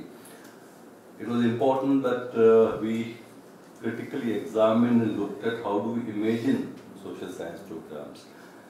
And that, in a way, redefined, I think, a large part of what we stand for in the sense of reputation, value, and innovativeness. And the one aspect that our university continues to be recognized for is continuous innovation. Also, issues like environment and development were addressed differently. And I think environment, our program in School of Human Ecology and the program would be one of the very, very few ones which has been looked at from a most broad sense of what we look at environment. It's not only environment in terms of certain issues that we look at, it's also the entire set of stakeholders. So it's also critically looking at certain socio-political aspects of environment as well. Bringing in design, business, and School of Culture and Creative Expression itself, added a new dimension in terms of potential cross-pollination between typically the social sciences and the humanities disciplines. Something that, of course, I must say that we don't have faculty who are appointed to our undergraduate school. While we have School of Undergraduate Studies, it has no faculty. And that essentially means that we have concurrent appointment, and every faculty is expected to teach in the undergraduate program. So they are committed to at least 4 credits. So that, in a way, actually ensures that you have extremely high quality faculty. Of course, that starts with selecting the faculty, where we make no compromises. And also students get to actually engage with faculty who are at a different level. So right from the professor, right up to assistant professor, everybody is expected to teach in the undergraduate programs.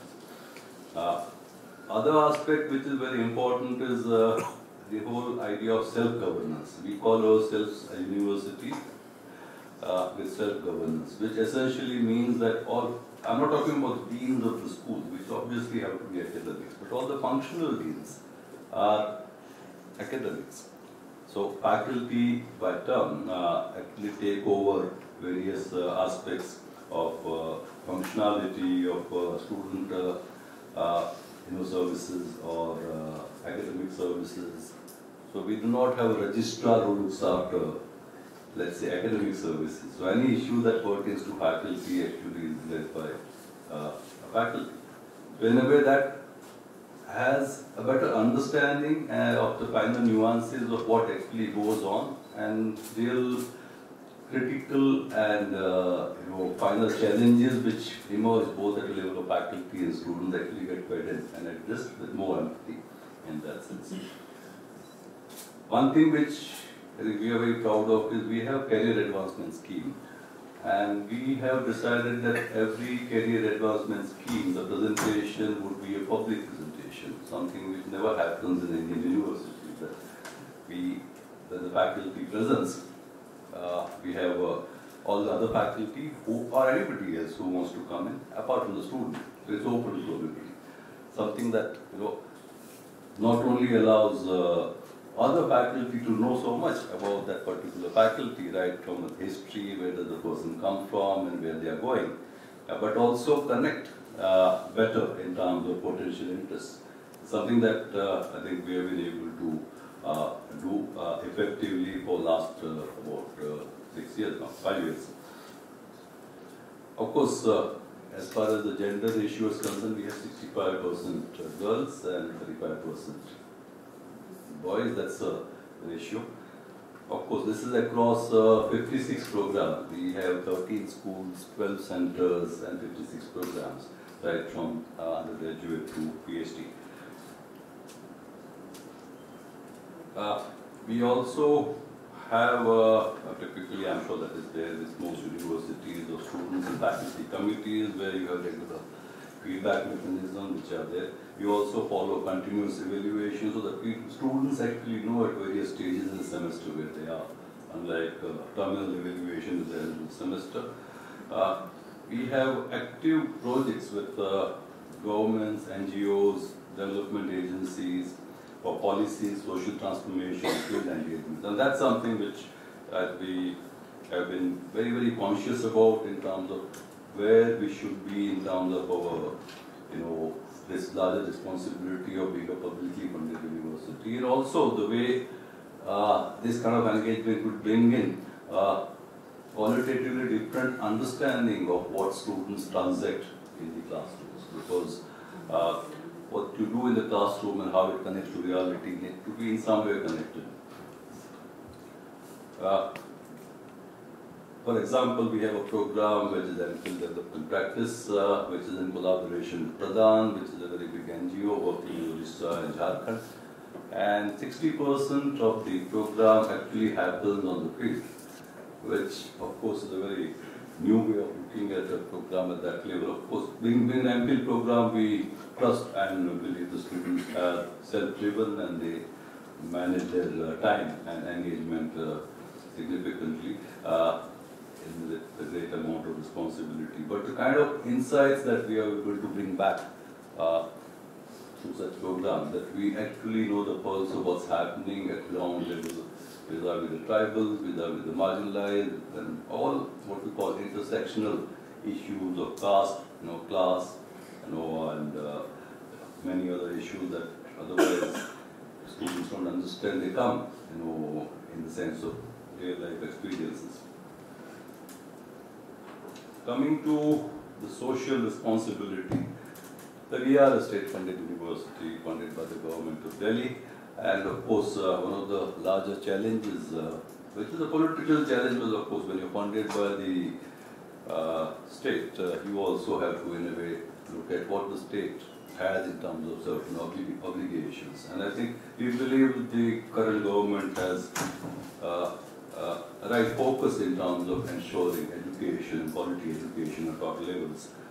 There are about 130,000 seats shortfall in Delhi. So if 250,000 students graduate every year from school, the students of Delhi only have about 120,000 seats available in Delhi.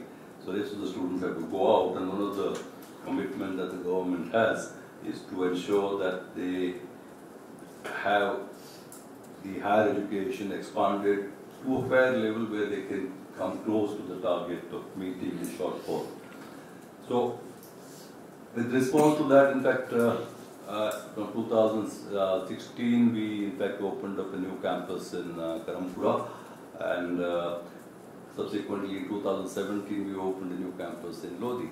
So at the moment, we are, apart from Kashmiri Gate, we are a 3-campus university, and we have 2 more campuses, which are going to be something like as big as this, with 50 acres and 20 acres. So that should take care of at least some of the shortfalls. This of course means that being a state-funded university, you have to adhere to the reservations for the students who are domiciled of Delhi, something that we can't really do anything about. Other innovations which actually would, to my mind, be very, very valuable is, one is, we do want to acknowledge and support students who graduate out of government schools. Generally, they are the ones who barely ever make it to good universities. And others are the ones who have been historically, socially, affected in the sense of where they come from, caste, etc. So these are 2 areas that we have been very conscious of. So as far as And when you talk about government schools, you are also talking about the background of the parents, which is economically challenged in that sense. So our fee structure is something which ensures that first, anybody who is SC/ST does not pay any fees. It's free. And as far as whatever fees that we collect actually gets divided into 75% towards students' interest. So we have 25% goes into fee waivers, 25% goes into welfare, which essentially means even beyond fee waivers, if students are struggling, let's say people somehow can't afford a metro, or so something like that, or they want some money for food. Now these are something, of course, they're evaluated by the students. So as a part of the Students' Welfare Council, they are the ones who evaluate and say, okay, the students actually need something like this, but that's something which is offered from that fee component. Then 25% goes into what we call learning enhancement. We believe that regardless of what discipline you are pursuing, there has to be a certain component which actually takes you to the real world. And that is fully funded, whether it is a field trip within Delhi, outside, or any other initiative which falls within connecting with the larger reality, is something which comes from the fees. Another 25% goes to what we call our University Development Fund. So that's how we are looking at fees. So we don't retain anything. Of course, we don't have to see how it works after a few years when the government actually starts worrying about funding. But at the moment, that's how we are looking at it. One, I think, issue which was mentioned in the earlier session was about languages. And we are very conscious. We do have a fair number of students who are linguistically challenged. Being an English medium university, we have to, take extra steps. So we have a Center for English Language Education, which offers special classes. That center is also not only limited to universities, it also goes out. And then, of course, we have a language cell, which is supported both by the faculty as well as students who help other students, get better kind of command over English. The School of Human Studies has a program in psychoclinical studies. And I think, I would say, one of the very, very meaningful and substantive initiative that we have been able to do is what we call Ehsaas Clinic. These are clinics which are for counseling for people who are going through mental health challenges. And they work both ways. And they are very affordable. They are not limited to university. Anybody from Delhi can walk in. I think there is some nominal charge of 100 rupees. I think I believe the council has cost something like 2,000 rupees a session. And we have had a huge kind of demand of this. And this actually goes out, so word goes around and people from all over from Delhi come and get benefits out of this.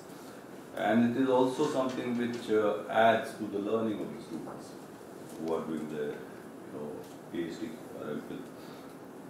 Then, of course, active engagement with the government schools and partnership with the government of Delhi, which is through one, of course, we are very closely involved with what we call the Basti Vikas Kendra. So what we are doing is, with the government, we are setting up 10 Basti Vikas Kendras in localities which are largely unorganized or unauthorized. So poor economic background. And there we are looking at early childhood education. And this is being done by the School of Education. So they're very, so these are going to be run by the Center for Early Childhood Education and Development. We have a center which looks at this. They are also involved with very many issues on policies with the government of Delhi and how do we develop early childhood. Because I think when we talk about education, it starts not only at the school, it starts before school, and that aspect is something which is usually neglected. We also work very closely with the government on what we call social impact assessments for various projects that government actually initiates. And we, in fact, are the consultants to the government to basically tell them in a very fair manner how does that project look like between its social impact as well as government needs. Yeah, okay, quickly. We also have a Center for Urban Environment Studies, and we have developed a 65-acre wetlands development. It's very active now. It's actually a field site for many of the botany students. This is a Deerpur, so many college students come there, and it's a very hill station that we have created. It also is a place for other people around to walk. It's a nice clean place with water bottles and all that. We have, of course, some other initiatives like the Center for Community Knowledge has been creating what we call neighborhood museums, which are based on memory of the locals, public memories. We put them together to research, we get them to get the artifacts, etc. at one place, and we get them to see the value and connectedness as to where they belong. So whenever reinforcing the identity, culture, and all that, and that happened. We've done one at Shadipur, other at Nizamuddin, and one at Mehroli, and we are continuing to do that across there. So that is more like an ephemeral kind of a thing. And of course, School of Design has had projects which actually allow the community which is around the university to come and use the playground. So they organize sports events and let them come in and use the facilities, etc. We have a center for Center for Innovation and Entrepreneurship, and that actually has very interesting projects. We focus largely on social entrepreneurship, and one of the projects I'll briefly talk about. There are these farmers who have been farming on the banks of Yamuna, who were evicted, and we thought there has to be something that has to be done. So this is part of one of the enterprise that is being supported by the center, and now these very farmers are actually being used to perpetuate what we call urban farming on terraces. And, so they're hiring terraces and open spaces, and farmers have been put to use with the knowledge and that. I think we're going to have to stop, yeah, okay. Because then we'll go back with another round yeah. of the initiatives. Oh, that's fine. Okay? Yeah. I just have a quick question for clarity here. That you had 65% of your school population is women, right? How many for faculty? What's the ratio? Faculty would be a similar. 65% of your faculty are women? Yeah, a similar. Bravo.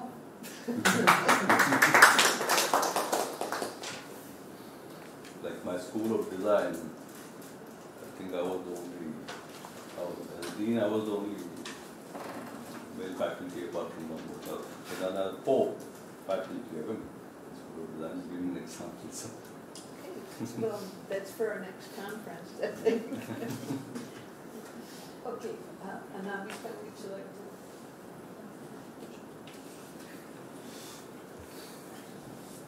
Thank you very much.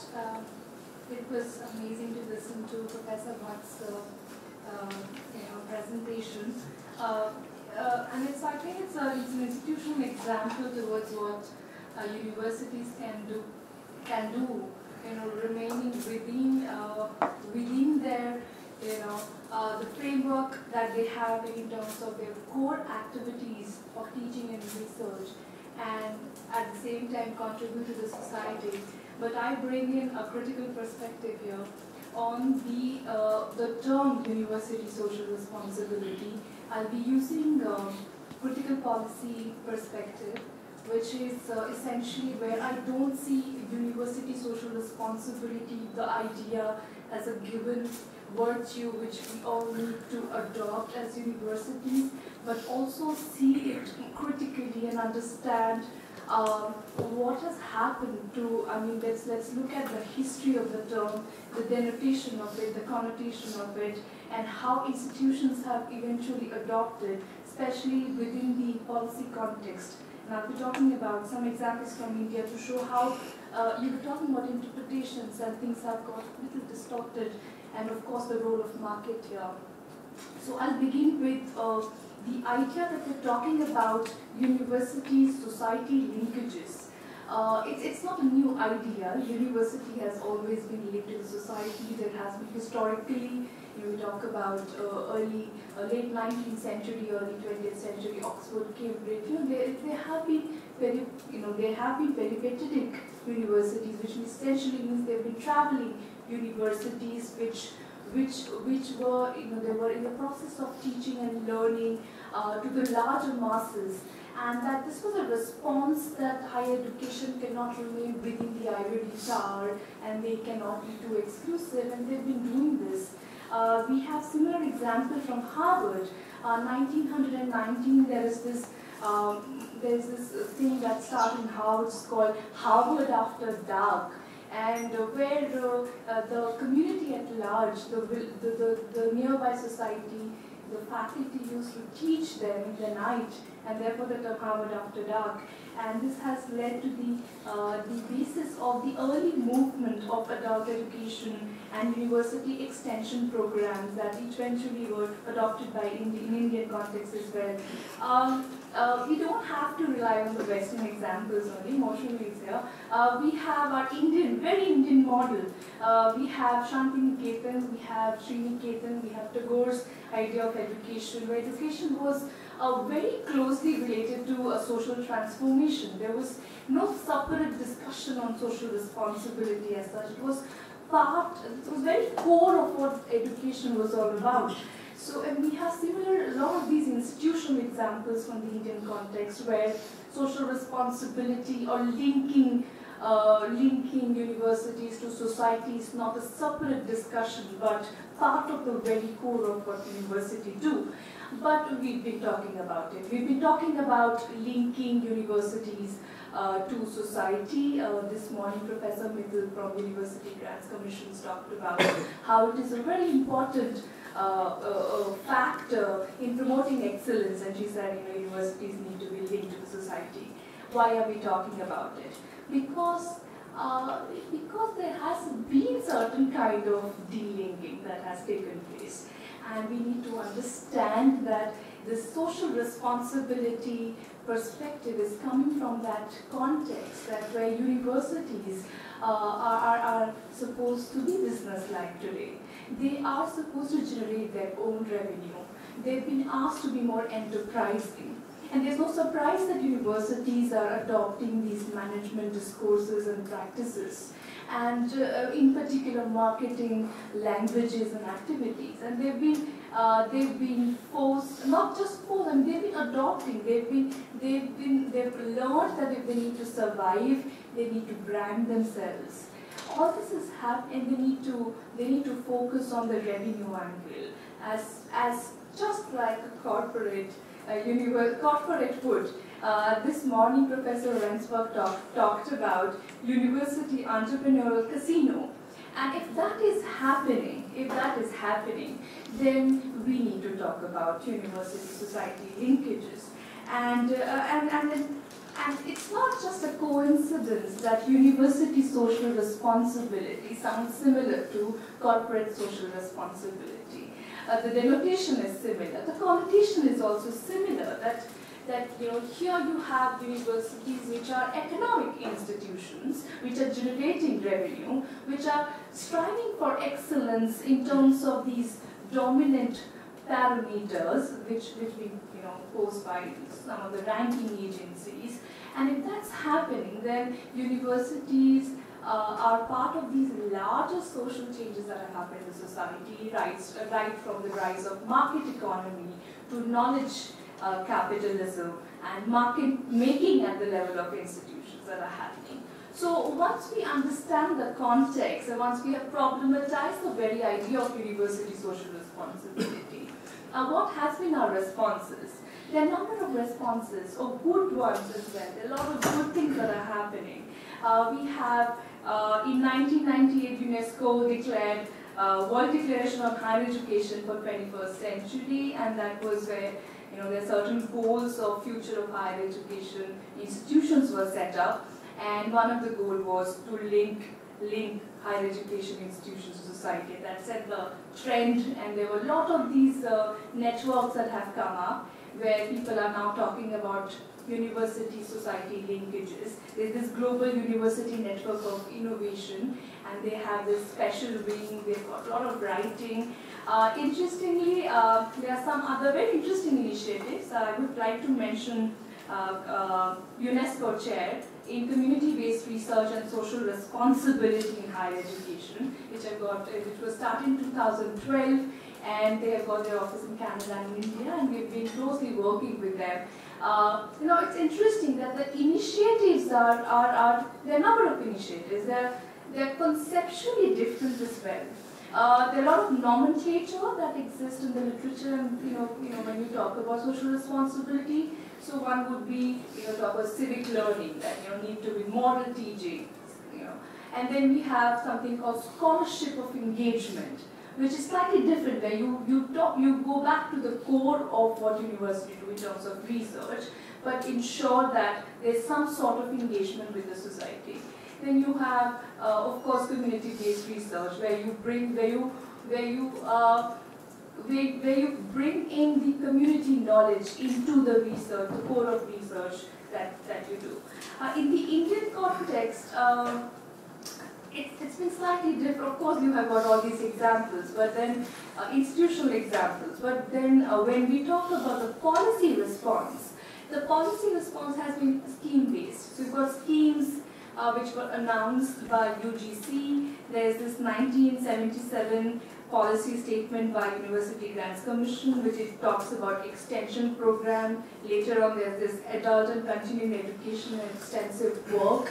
Now, what is happening essentially is that there are these schemes which are set by the government, and then institutions, especially the publicly funded institutions, are required to implement these schemes. There is a kind of a compulsion there that you need to comply by these set of schemes instead of understanding the logic, the spirit, the larger understanding of how university needs to be socially responsible. More recently, of course, people must be knowing, and we have representative from the public universities as well, Center for Fostering Social Responsibility and Community Engagement. It's a kind of separate institution which needs to be established within universities. It's mandatory, and university need to ensure that they're doing this. So, of course, there's a lack of conceptual clarity in terms of what exactly university need to do. Are they doing research? Are they doing teaching? Or they need to do something extra over and above this, and that will count as university social responsibility. Let me talk about certain issues with especially from the Indian context, the issue with these kind of approaches. One is that obviously this is since it is out of compulsion, this is not organically, you're doing this research and then you get really excited about this issue and then you say that, okay, here I am also going to relate it to the society and contribute to it. It's slightly different. There's a top-down approach to this. In Indian context, while the state higher education sector especially is grappling with so many issues in actually delivering their core activities like teaching and research, community engagement under these schemes are added burden on the faculty members, and they take it as, okay, they need to do it as a separate responsibility under their job responsibility. There is a merit in involving students, and if you run these programs, it's like, students need to go to the field, they need to write a report, they need to. So there's a merit where we include students, because then students will become more reflective of others, and in the process explore their own identities and what it means to contribute to something larger than the individual one. There is a merit, but it shouldn't take as I've already mentioned, it shouldn't take a form of mandatory volunteerism. So it should not be that. And this has been talked about in the international context also. Derek Bock, who was the former president of Harvard University, he mentioned that, how these sort of, activities which are like freely floating, forms, they have not complemented but substituted the larger goal of higher education. I would like to quote him. He talks about homeless, students working for homeless shelters, and he says, of course they do work in homeless shelters, but what they don't do on too many of our campuses is have an opportunity to reflect on their experience at homeless shelters and put that experience into a wider context. In other words, they do work, there is this community participation, and then you feel that you are done with it, but they don't reflect upon why there are homeless shelters. That there are certain causes, there are systemic causes. There are issues related to what things have worked in the past, what have not worked. So to reflect upon the issues are equally important. I think teaching and learning, the core of higher education institution, can do this job very well. And this needs to be complemented with all these activities. But I think there's a point that we're missing, that somewhere university social responsibility, and as I mentioned earlier, it sounds similar to corporate social responsibility, is being appropriated by the market, or rather marketing initiatives as well, where university, as a part of university branding, this emerged as another feature of university, which we need to be wary about. We're talking about embeddedness, and which is wonderful. We need to embed all this excellence there, but we also need to disembed ourselves from and be very, very wary of these kind of activities which are there, which are part of, it's kind of difficult that we know that it's part of our, it's like zeitgeist here, we can't get away from it, but we as an academic need to understand that we should not flow with these nice words like social responsibility and have that feel-good factor that we are socially responsible. Towards the end, what I would like to say is that the very raison d'etre of university is to be socially responsible.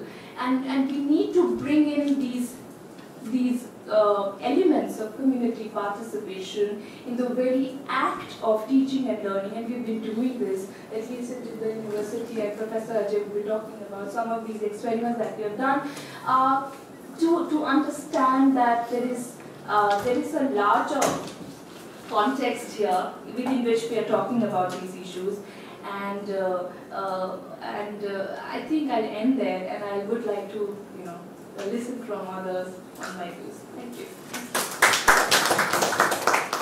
Okay, thank you for bringing up some important points here. I think one that we'll probably go back to is the notion of volunteerism. Is volunteerism intentionality? What's the difference between charity and human rights? That really basic belief that these certain rights are rights of people. And then a third point that stands out, although I don't think you mentioned it, is what's the difference with a private university and a public university? How can you hire people who have this mission in mind at all levels? And then where does it become, you use the term greenwashing, bluewashing, etc., for corporations? Where does that become the factor in it? So I hope that those sort of cover some of the many points that you made, but those. Thank you, and good afternoon, everyone. Let me begin with my story as to how it happened with me. And that story is that when I talk of the most fundamental, I teach law at Jindal Law School, and when I talk of the most fundamental provision of law in India, that is the right to a dignified life, the guarantee of the right to a dignified life.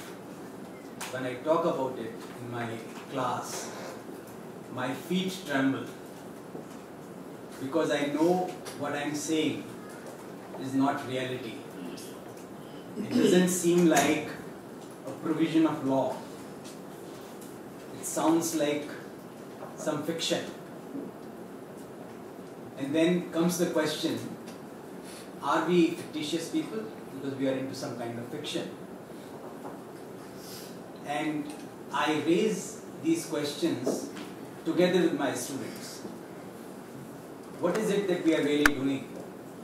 And when we dig further into this most fundamental provision that I have just talked about, it is actually just not a fundamental or the most fundamental provision flaw in India, but it's the most fundamental promise that we the people have made to be the people, to everyone. And I think education has a great role in this arena. The pursuit of education cannot be bereft of the idea of social responsibility or inclusivity or community participation. It's not just community participation, it's community engagement. Education, the pursuit of education cannot happen without people, without their concerns, without the larger objectives, the larger promise that we the people made to be the people. So what is the way actually? How do we address it? And when we looked at these questions, we thought that there is a complete disconnect between these promises or provisions of law and their reality. But as we worked along to address this disconnect, at least I realized that it is just not a disconnect or the disconnect. It is some kind of a conspiracy. And I really don't want your attention on the term conspiracy, but your attention on the seriousness of what I am saying actually, and what I am feeling, and what I know, what I see around. And therefore I say that law, its language, its structures, its mechanisms, and their language, they all together weave a conspiracy against common people. This is what I say. This is my statement which I make to my students. And I tell them that you may completely disagree with me, which is absolutely fine, but at least consider what I am saying and why I am saying.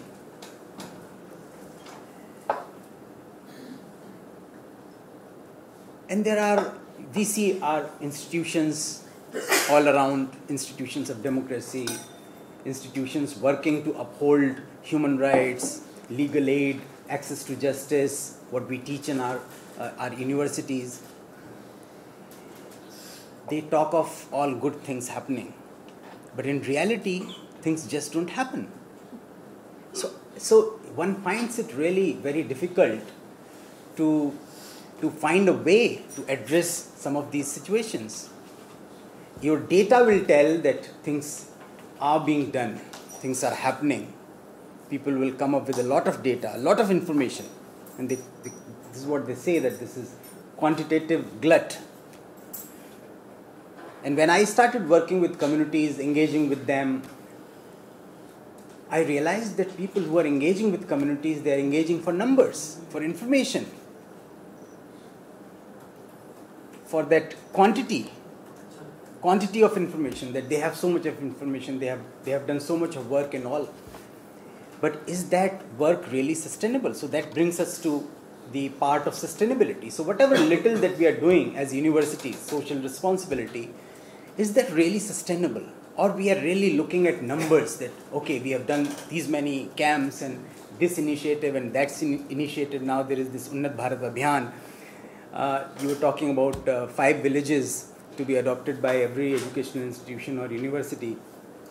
The IIT Delhi is spearheading this initiative called Unnat Bharat Abhiyan, where they are also promoting adoption of villages by educational institutions. We are also part of that initiative, and we have adopted some villages in the vicinity of the university. But beyond that, the idea is that pursuit of education cannot happen without people.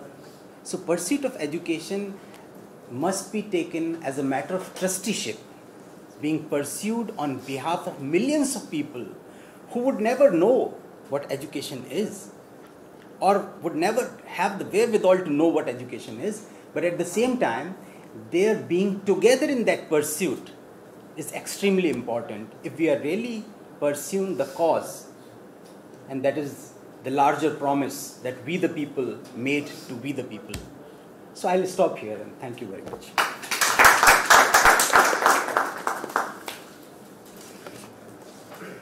Okay, thank you very much, Jay. I think you've really made some provocative statements that are, at the heart of what our discussion really is. How do we get to something that's really full of meaning in this situation?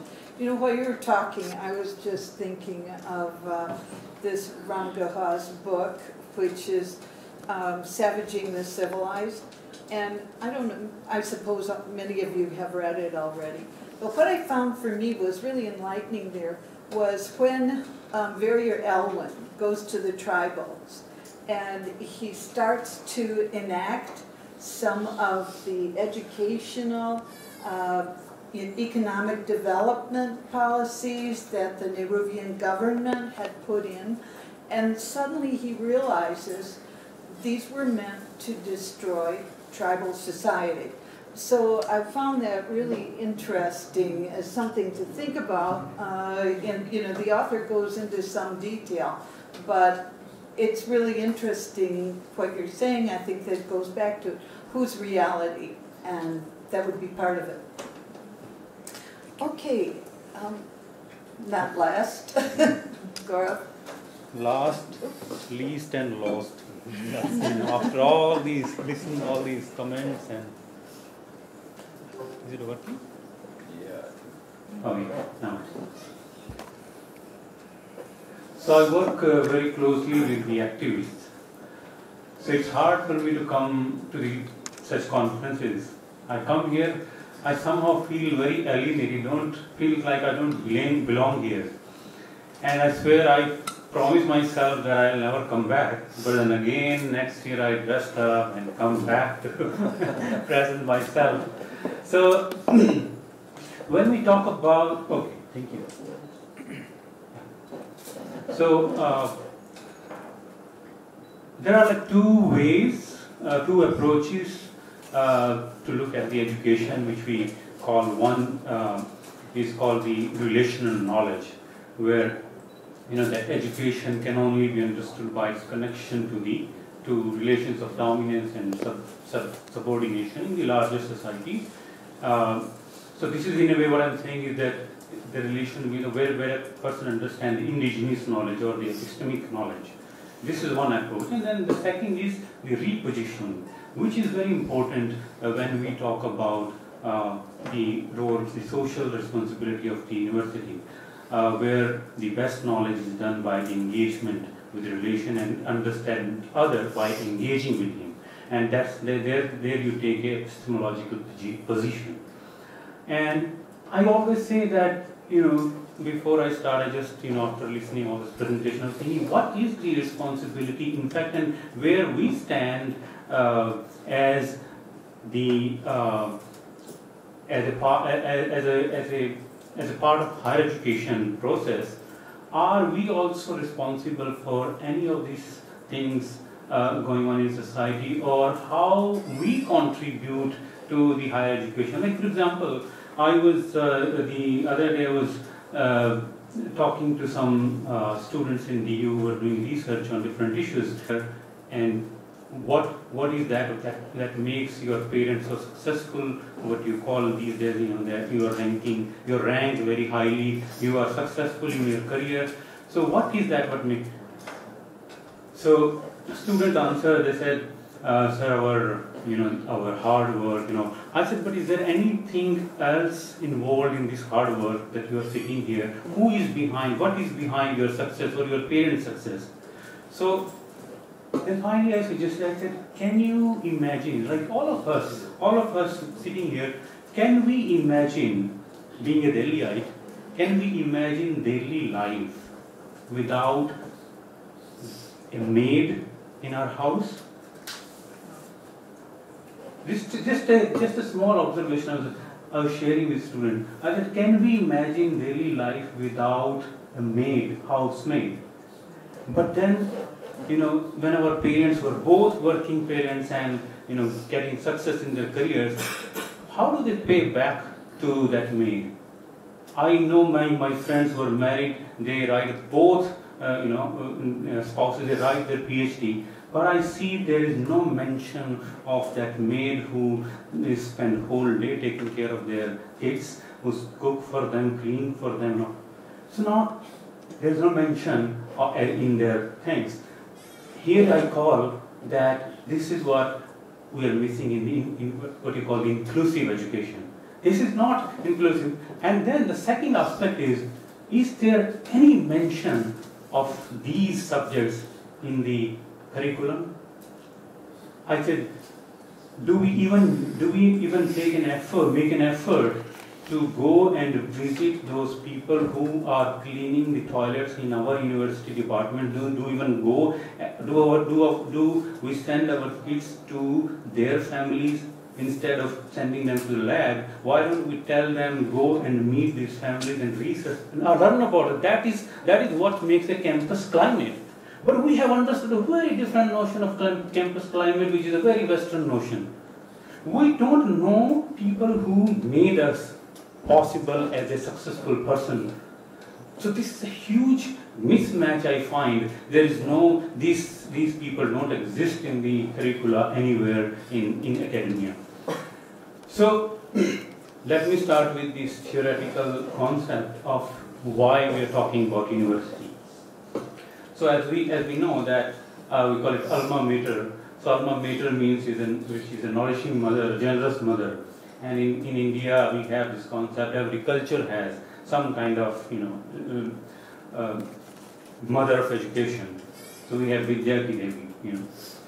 So then why are we talking about university today in today's context?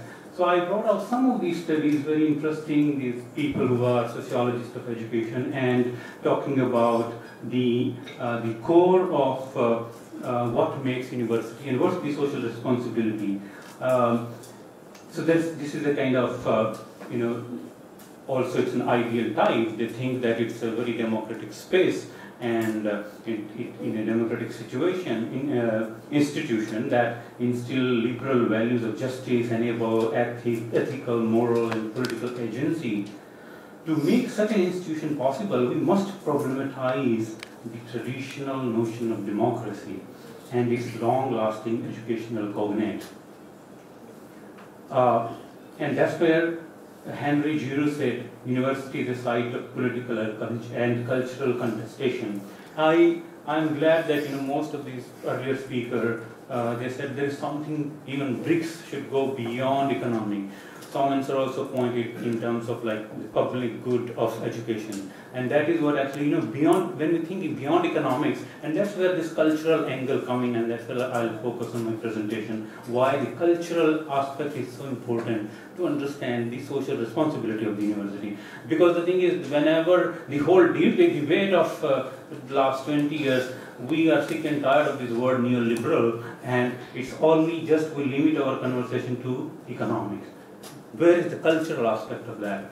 So, as an institution or organization, the university works as the form of mediation between theory and practice. That's again the very ideal time. Then we have the, which I explored, that what's the other side of university? I call it the archival power of the university. That's the other way university contributes to the society. That again, but think about the first example I gave of that maid. Are they also part of this archive? You keep thinking that, and then you will see the responsibility of the university. So all these differences are documented in the university.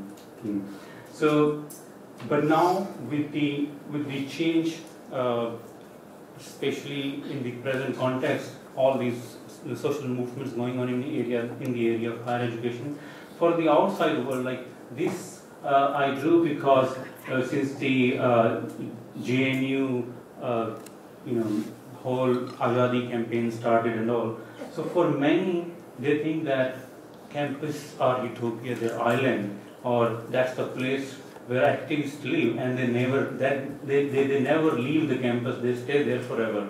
So this is one side to understand the university angle. But then there's another interesting side which we don't talk about in sociology of education, which is another perspective which I've been working on past few years, which is what does university mean for Dalits and OBCs? So I was interviewing, and this is a pretty popular, I like the quote that JNU is my social mother. This Professor Vivek Kumar, who is now heading the sociology department in JNU, he mentioned this again and again in his lecture. And what is this social mother? He said we have that without JNU, I cannot even imagine myself as a kind of the civilized being. And then a few years ago, when I was documenting one of the student union's contribution and see for a Dalit what can university mean, that is, I remember my university as a place where first time in my life I had full-time meals, And then this is the very recent picture, last year picture, where this picture is taken by this guy who taught the entrance exam. And he said, when I entered to take admission, this is the picture from the admission time. And he said there, he said, when my name was called and they shout that OBC, and he said, I just froze. I was not looking to my friends. I just wanted that moment to disappear. He said, he kept shouting, and I just didn't get up. And after that I left. I waited next year when there is nobody from my class and came take. So why I'm discussing this, because this is the angle, I think, Professor, you were touching upon that issue, which you'll see why I'm showing this. Because we are missing the language of compassion in our higher education. We live in what my favorite thinker, Henry Giroux, calls disimagination zone that cuts the possibility of imagining. We lost the public space that nourishes this imagination. Now in academics, when you think about the world, the immediate word that comes is world ranking, or the global ranking. Reality now mimics reality TV. As you see, the shared fear is more important than shared responsibility. And there are now, I just came from US and I saw the report, there are more policemen than the teachers, and the same situation here. So that's why I said the shared fear is more important now. Notion that profit making is the essence of democracy and economics is divorced from ethics, welfare, state is pathology, and capitalism is today's democracy. So now you see what I'm talking about. This is the data which is somehow we haven't discussed in this when we talk about higher education. Although this is a mixed data of school education as well. But you see in the last line where the question was raised in the parliament, and these 10,000 students who committed suicide. So last year I was working on a project which was on distress and discrimination in higher education. And I, as a sociologist, had no idea how to study suicide, because you need a different methodology. In fact, we don't have any methodology to study this kind of distress and suicide. And it was interesting. You all know the popular case of Rohit Vemula, but then I was following some of the cases, and it was very interesting that, and very pathetic as well, that right after Rohit Vemula's suicide in February 2016, February 2017, his close friend who came to JNU committed this by those who are introvert.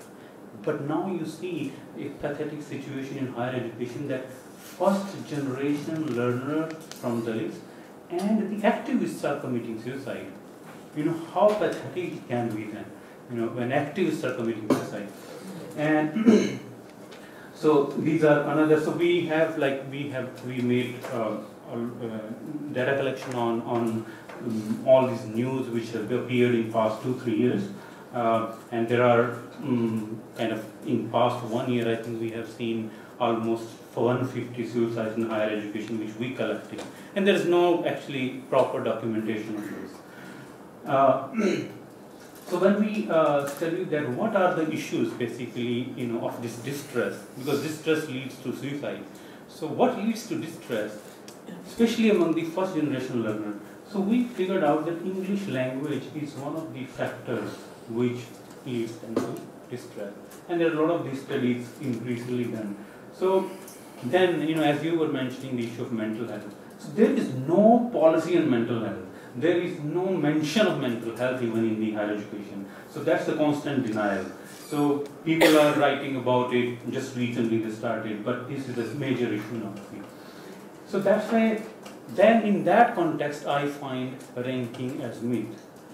And why I call myth? Because there is always an ideology behind the formation of a myth. As you have religious myths, but now it's the market who is the creator of these myths. The myth and an ideology in their structural sense are synonymous. Because now market is applying the same code to human element, the code which they apply to the product or the community. So that's why they don't understand how to address issues of social justice and equality. The debate on social justice never goes beyond affirmative action, reservation, and we are not heading anywhere. Now you see the language and terminology they use. Meta-university, strategic vision, a private university promoting public service. Here you see the corporate public pedagogy culture. Forget about this whole critical education or critical pedagogy. And so now these kind of corporate public pedagogy culture, now that develops within narrow economic relations. Corporate public pedagogy has become an all-encompassing cultural horizon for producing market identities. Now it will link back to the issue of identity, where all these distress arises. So market identities and mega corporation conglomerates, and for atomizing social practices, they give legitimacy to market-driven identities and values. So now, ranking, as I mentioned earlier, that used to be for products. Now, human beings are ranked in the name of education or institution, because education is a product. You have to start wrapping it up. Okay. So now,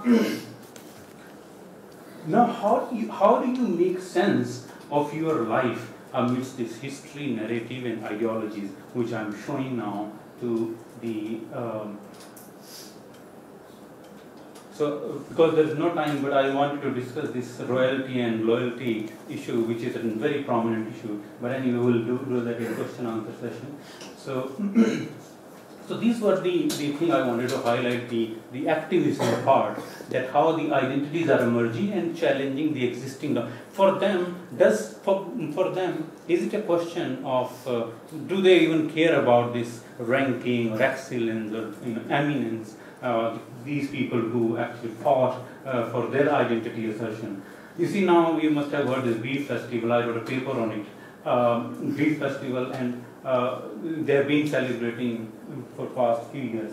And then you have Asura Week in FLU. They celebrate it now every year. Asura Week means like demonizing, celebrating the demon. And you see now the reaction at the same time. When it was celebrated, so the reaction came from the administration. And at the same time, see the kind of assertion, these boycotting the Onam festival, the harvesting festival. So this is now the marginal identities are coming in forward and taking lead, representing themselves. So and I was highlighting, see, this is another way that how critical education is being done. You must have heard all about Professor Kanchalaya, who gave this famous statement called, "Why should I worship the God who doesn't speak my language?" And then he started celebrating his birthday as Dalit Bahujan English Education Day. And this has been followed in Osmania University, that so many people started dedicating their birthday to Dalit Bahujan Education Day. You're going to okay, I think I should stop. One last sentence you can say, yeah. and I'm going to open it up. up. Okay, I think, I should stop.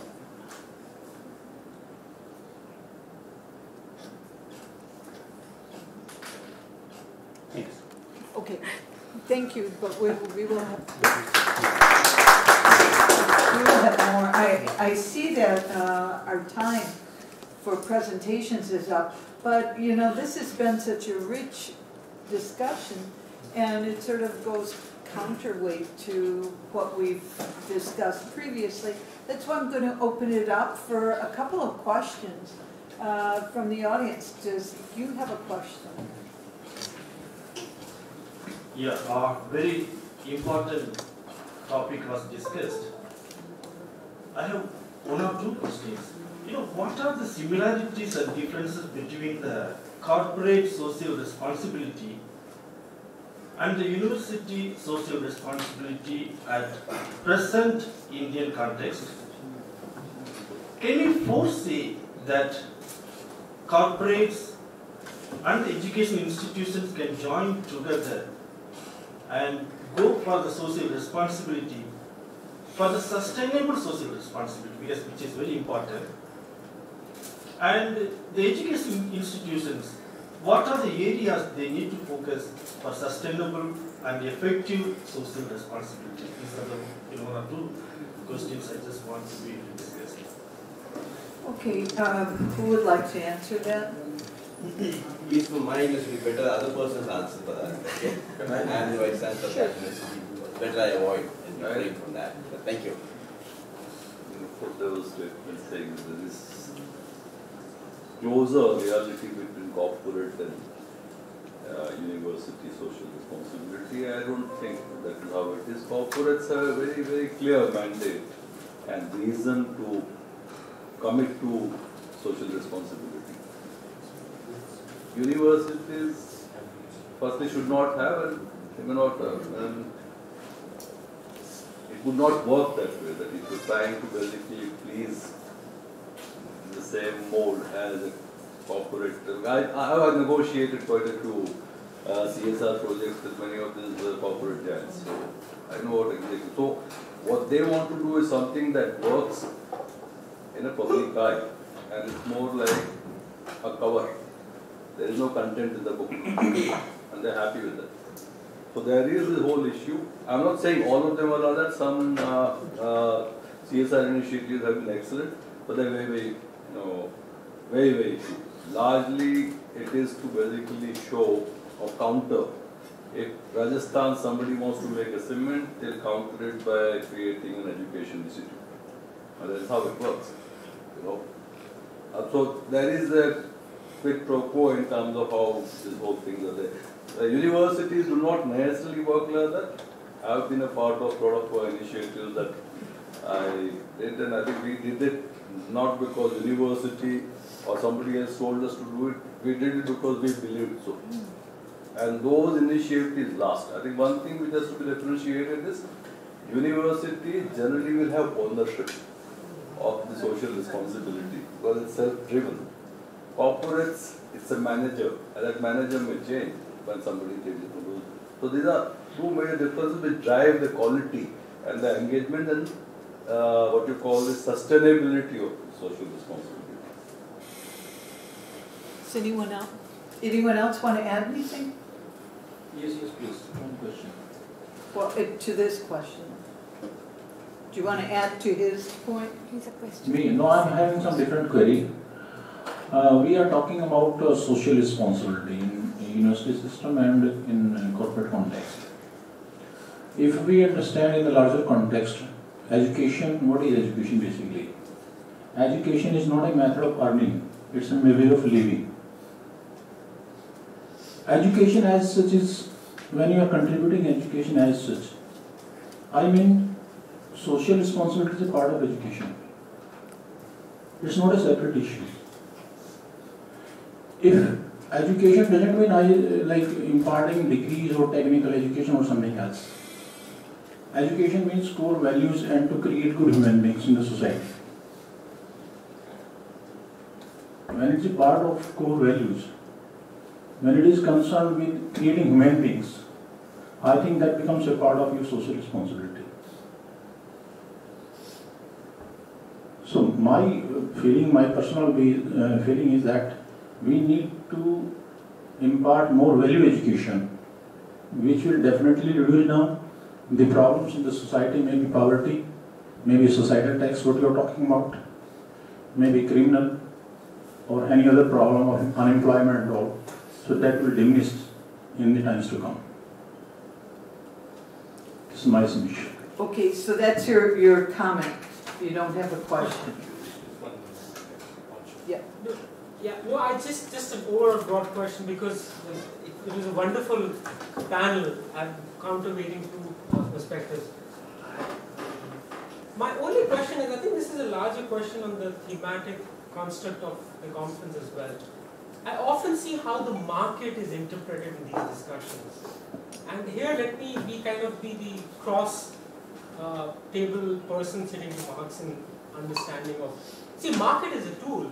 We are all aware how capital by its own very nature right now, the fact we're sitting in this university having a dialogue, is that there has been something that the state in its own capacity has failed to do for a period of time, has created a big void. As a tool, the market is trying to, so there is somewhere a discussion that's largely needed how you can improve the functioning of the tool, vis-a-vis kind of saying how it's only crowding out the learning environment. I think that the dialogue of critical reflection, why it's so imperative to bring in, I think the idea of how the market and commodification of everything is destroying everything that we can speak of, I think we have to, now at this point of time, we take perhaps a step back, because that's how things are going to be, if not now, 5 years, 6 years down the line as well. So just anyone in the panel would respond. I have a quick question, particularly for Gaurav. Very excellent presentation, interesting. I'm looking forward to read your book. But thinking about universities as site of resistance, with your experience yourself at JNU, then at UMass Amherst, which I know is a public state university in the US, and then now at George Washington, which is a private university, but both are very highly research-focused universities. So where do you see university as a site of resistance in your comparative experience in JNU and then at Amherst and George Washington University in the US? And if you can connect it with the larger theme of this 2 days conference in terms of research, role of research excellence in benchmarking and all these things. Do you have some thoughts? Yeah, go ahead. Oh, okay. That's cool. Yeah, thank you, Mosmi, for asking this. Actually, JNU since its inception has been a very unique campus compared to any other campuses in here and or in the West. Because the formation itself has been on a very, very liberal ground, and that's why you see most of the faculty and students, because like the other day somebody was asking the similar question that why JNU is so unique. I said the uniqueness lies in the student union itself. 71 when Prakash Karat formed a student union, so the student wrote the constitution of the, where else you find in anywhere in the world that student wrote the constitution for the student union and decide the admission policy.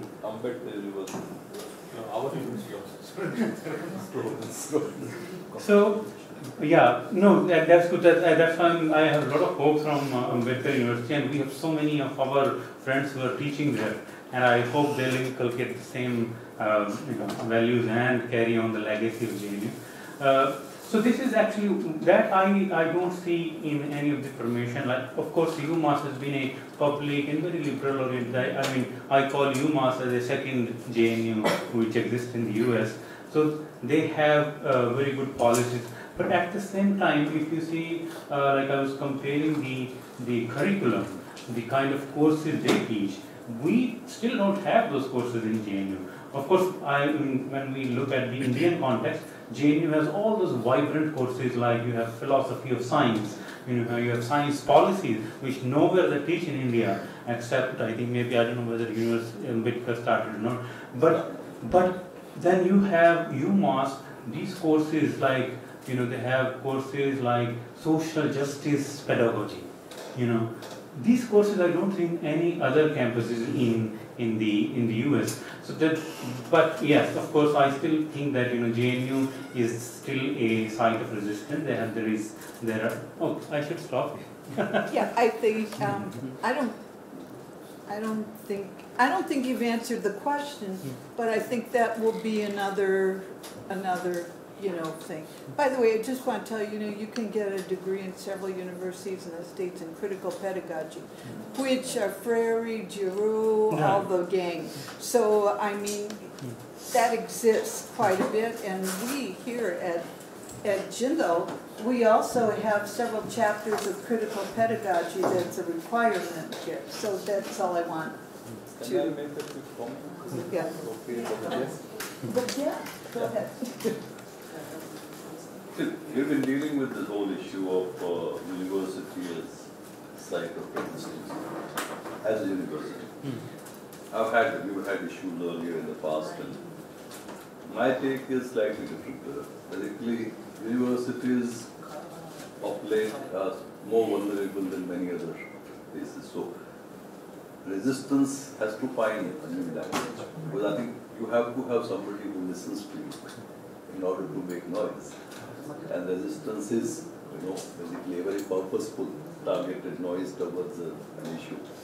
And that's something that we're missing out on. I think we need to find or imagine or innovate ways in which resistance or dialogues around resistance actually reach out to the right audience. Somewhere we're not able to do that.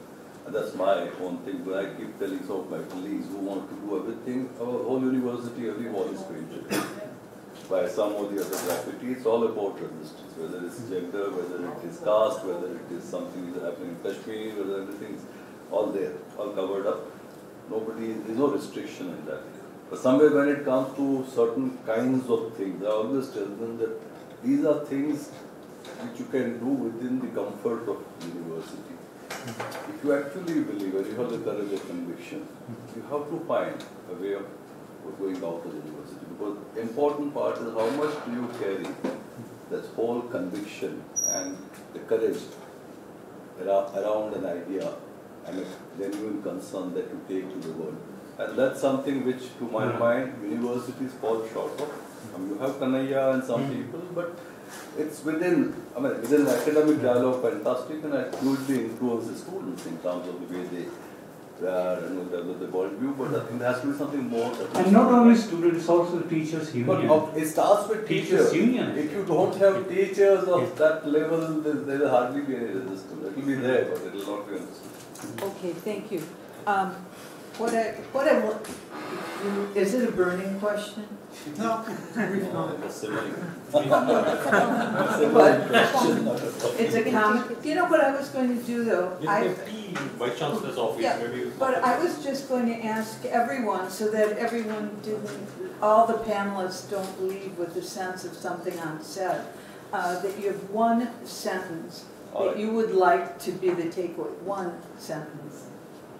Sorry, I couldn't get you. Last word. Last word, like one sentence long, and it's the sort of central takeaway.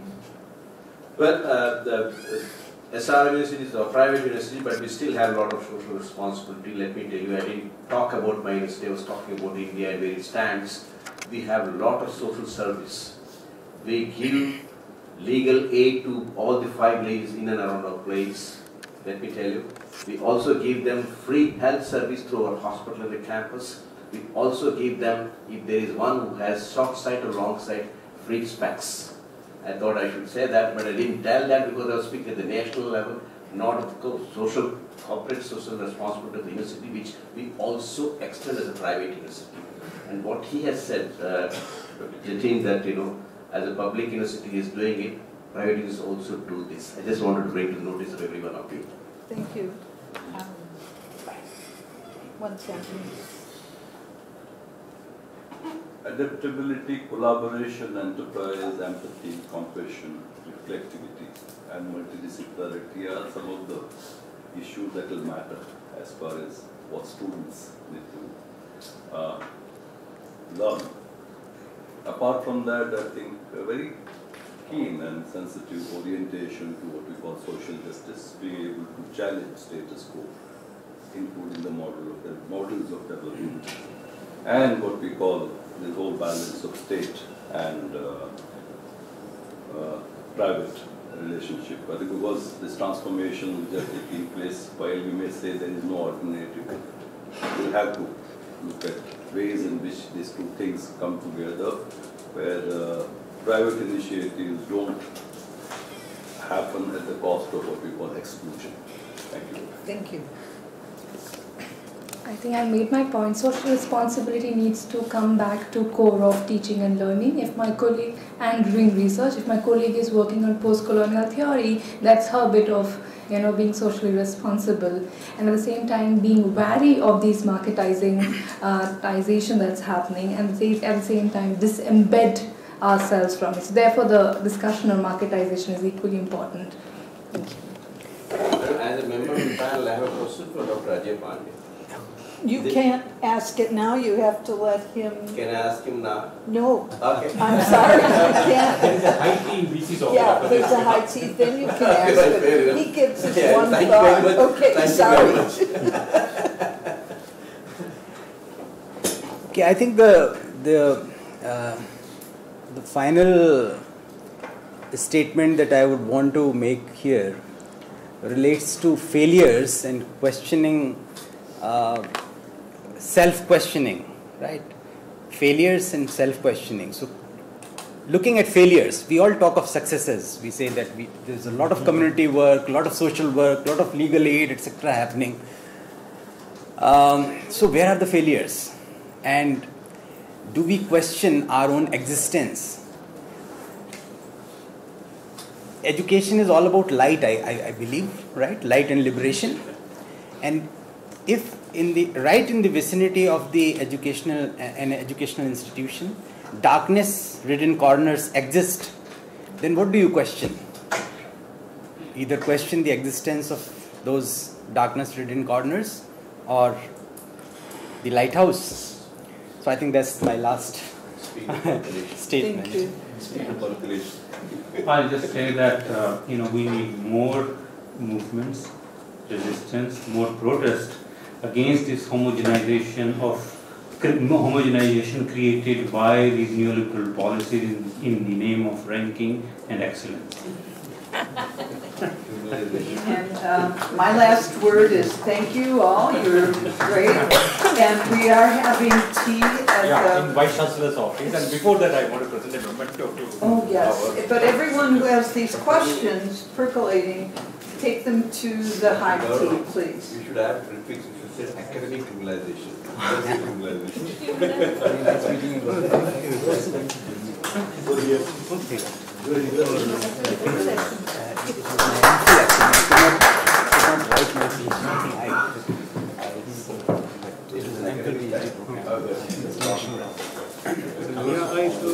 just published my book. I hope you will read. That's from Telangana because they lost almost 2,000. That becomes a shock for you. The second one I'm here from you. It was wonderful, your presentation. Last one was when we had the last net. What was that? So that's the time when Probably there's a new strike. Okay, okay, you have Yeah, that's the change in the universal law. Yeah. Change in the universal law, keep changing. So with the new school, we have a new strike. It's new colors. Right.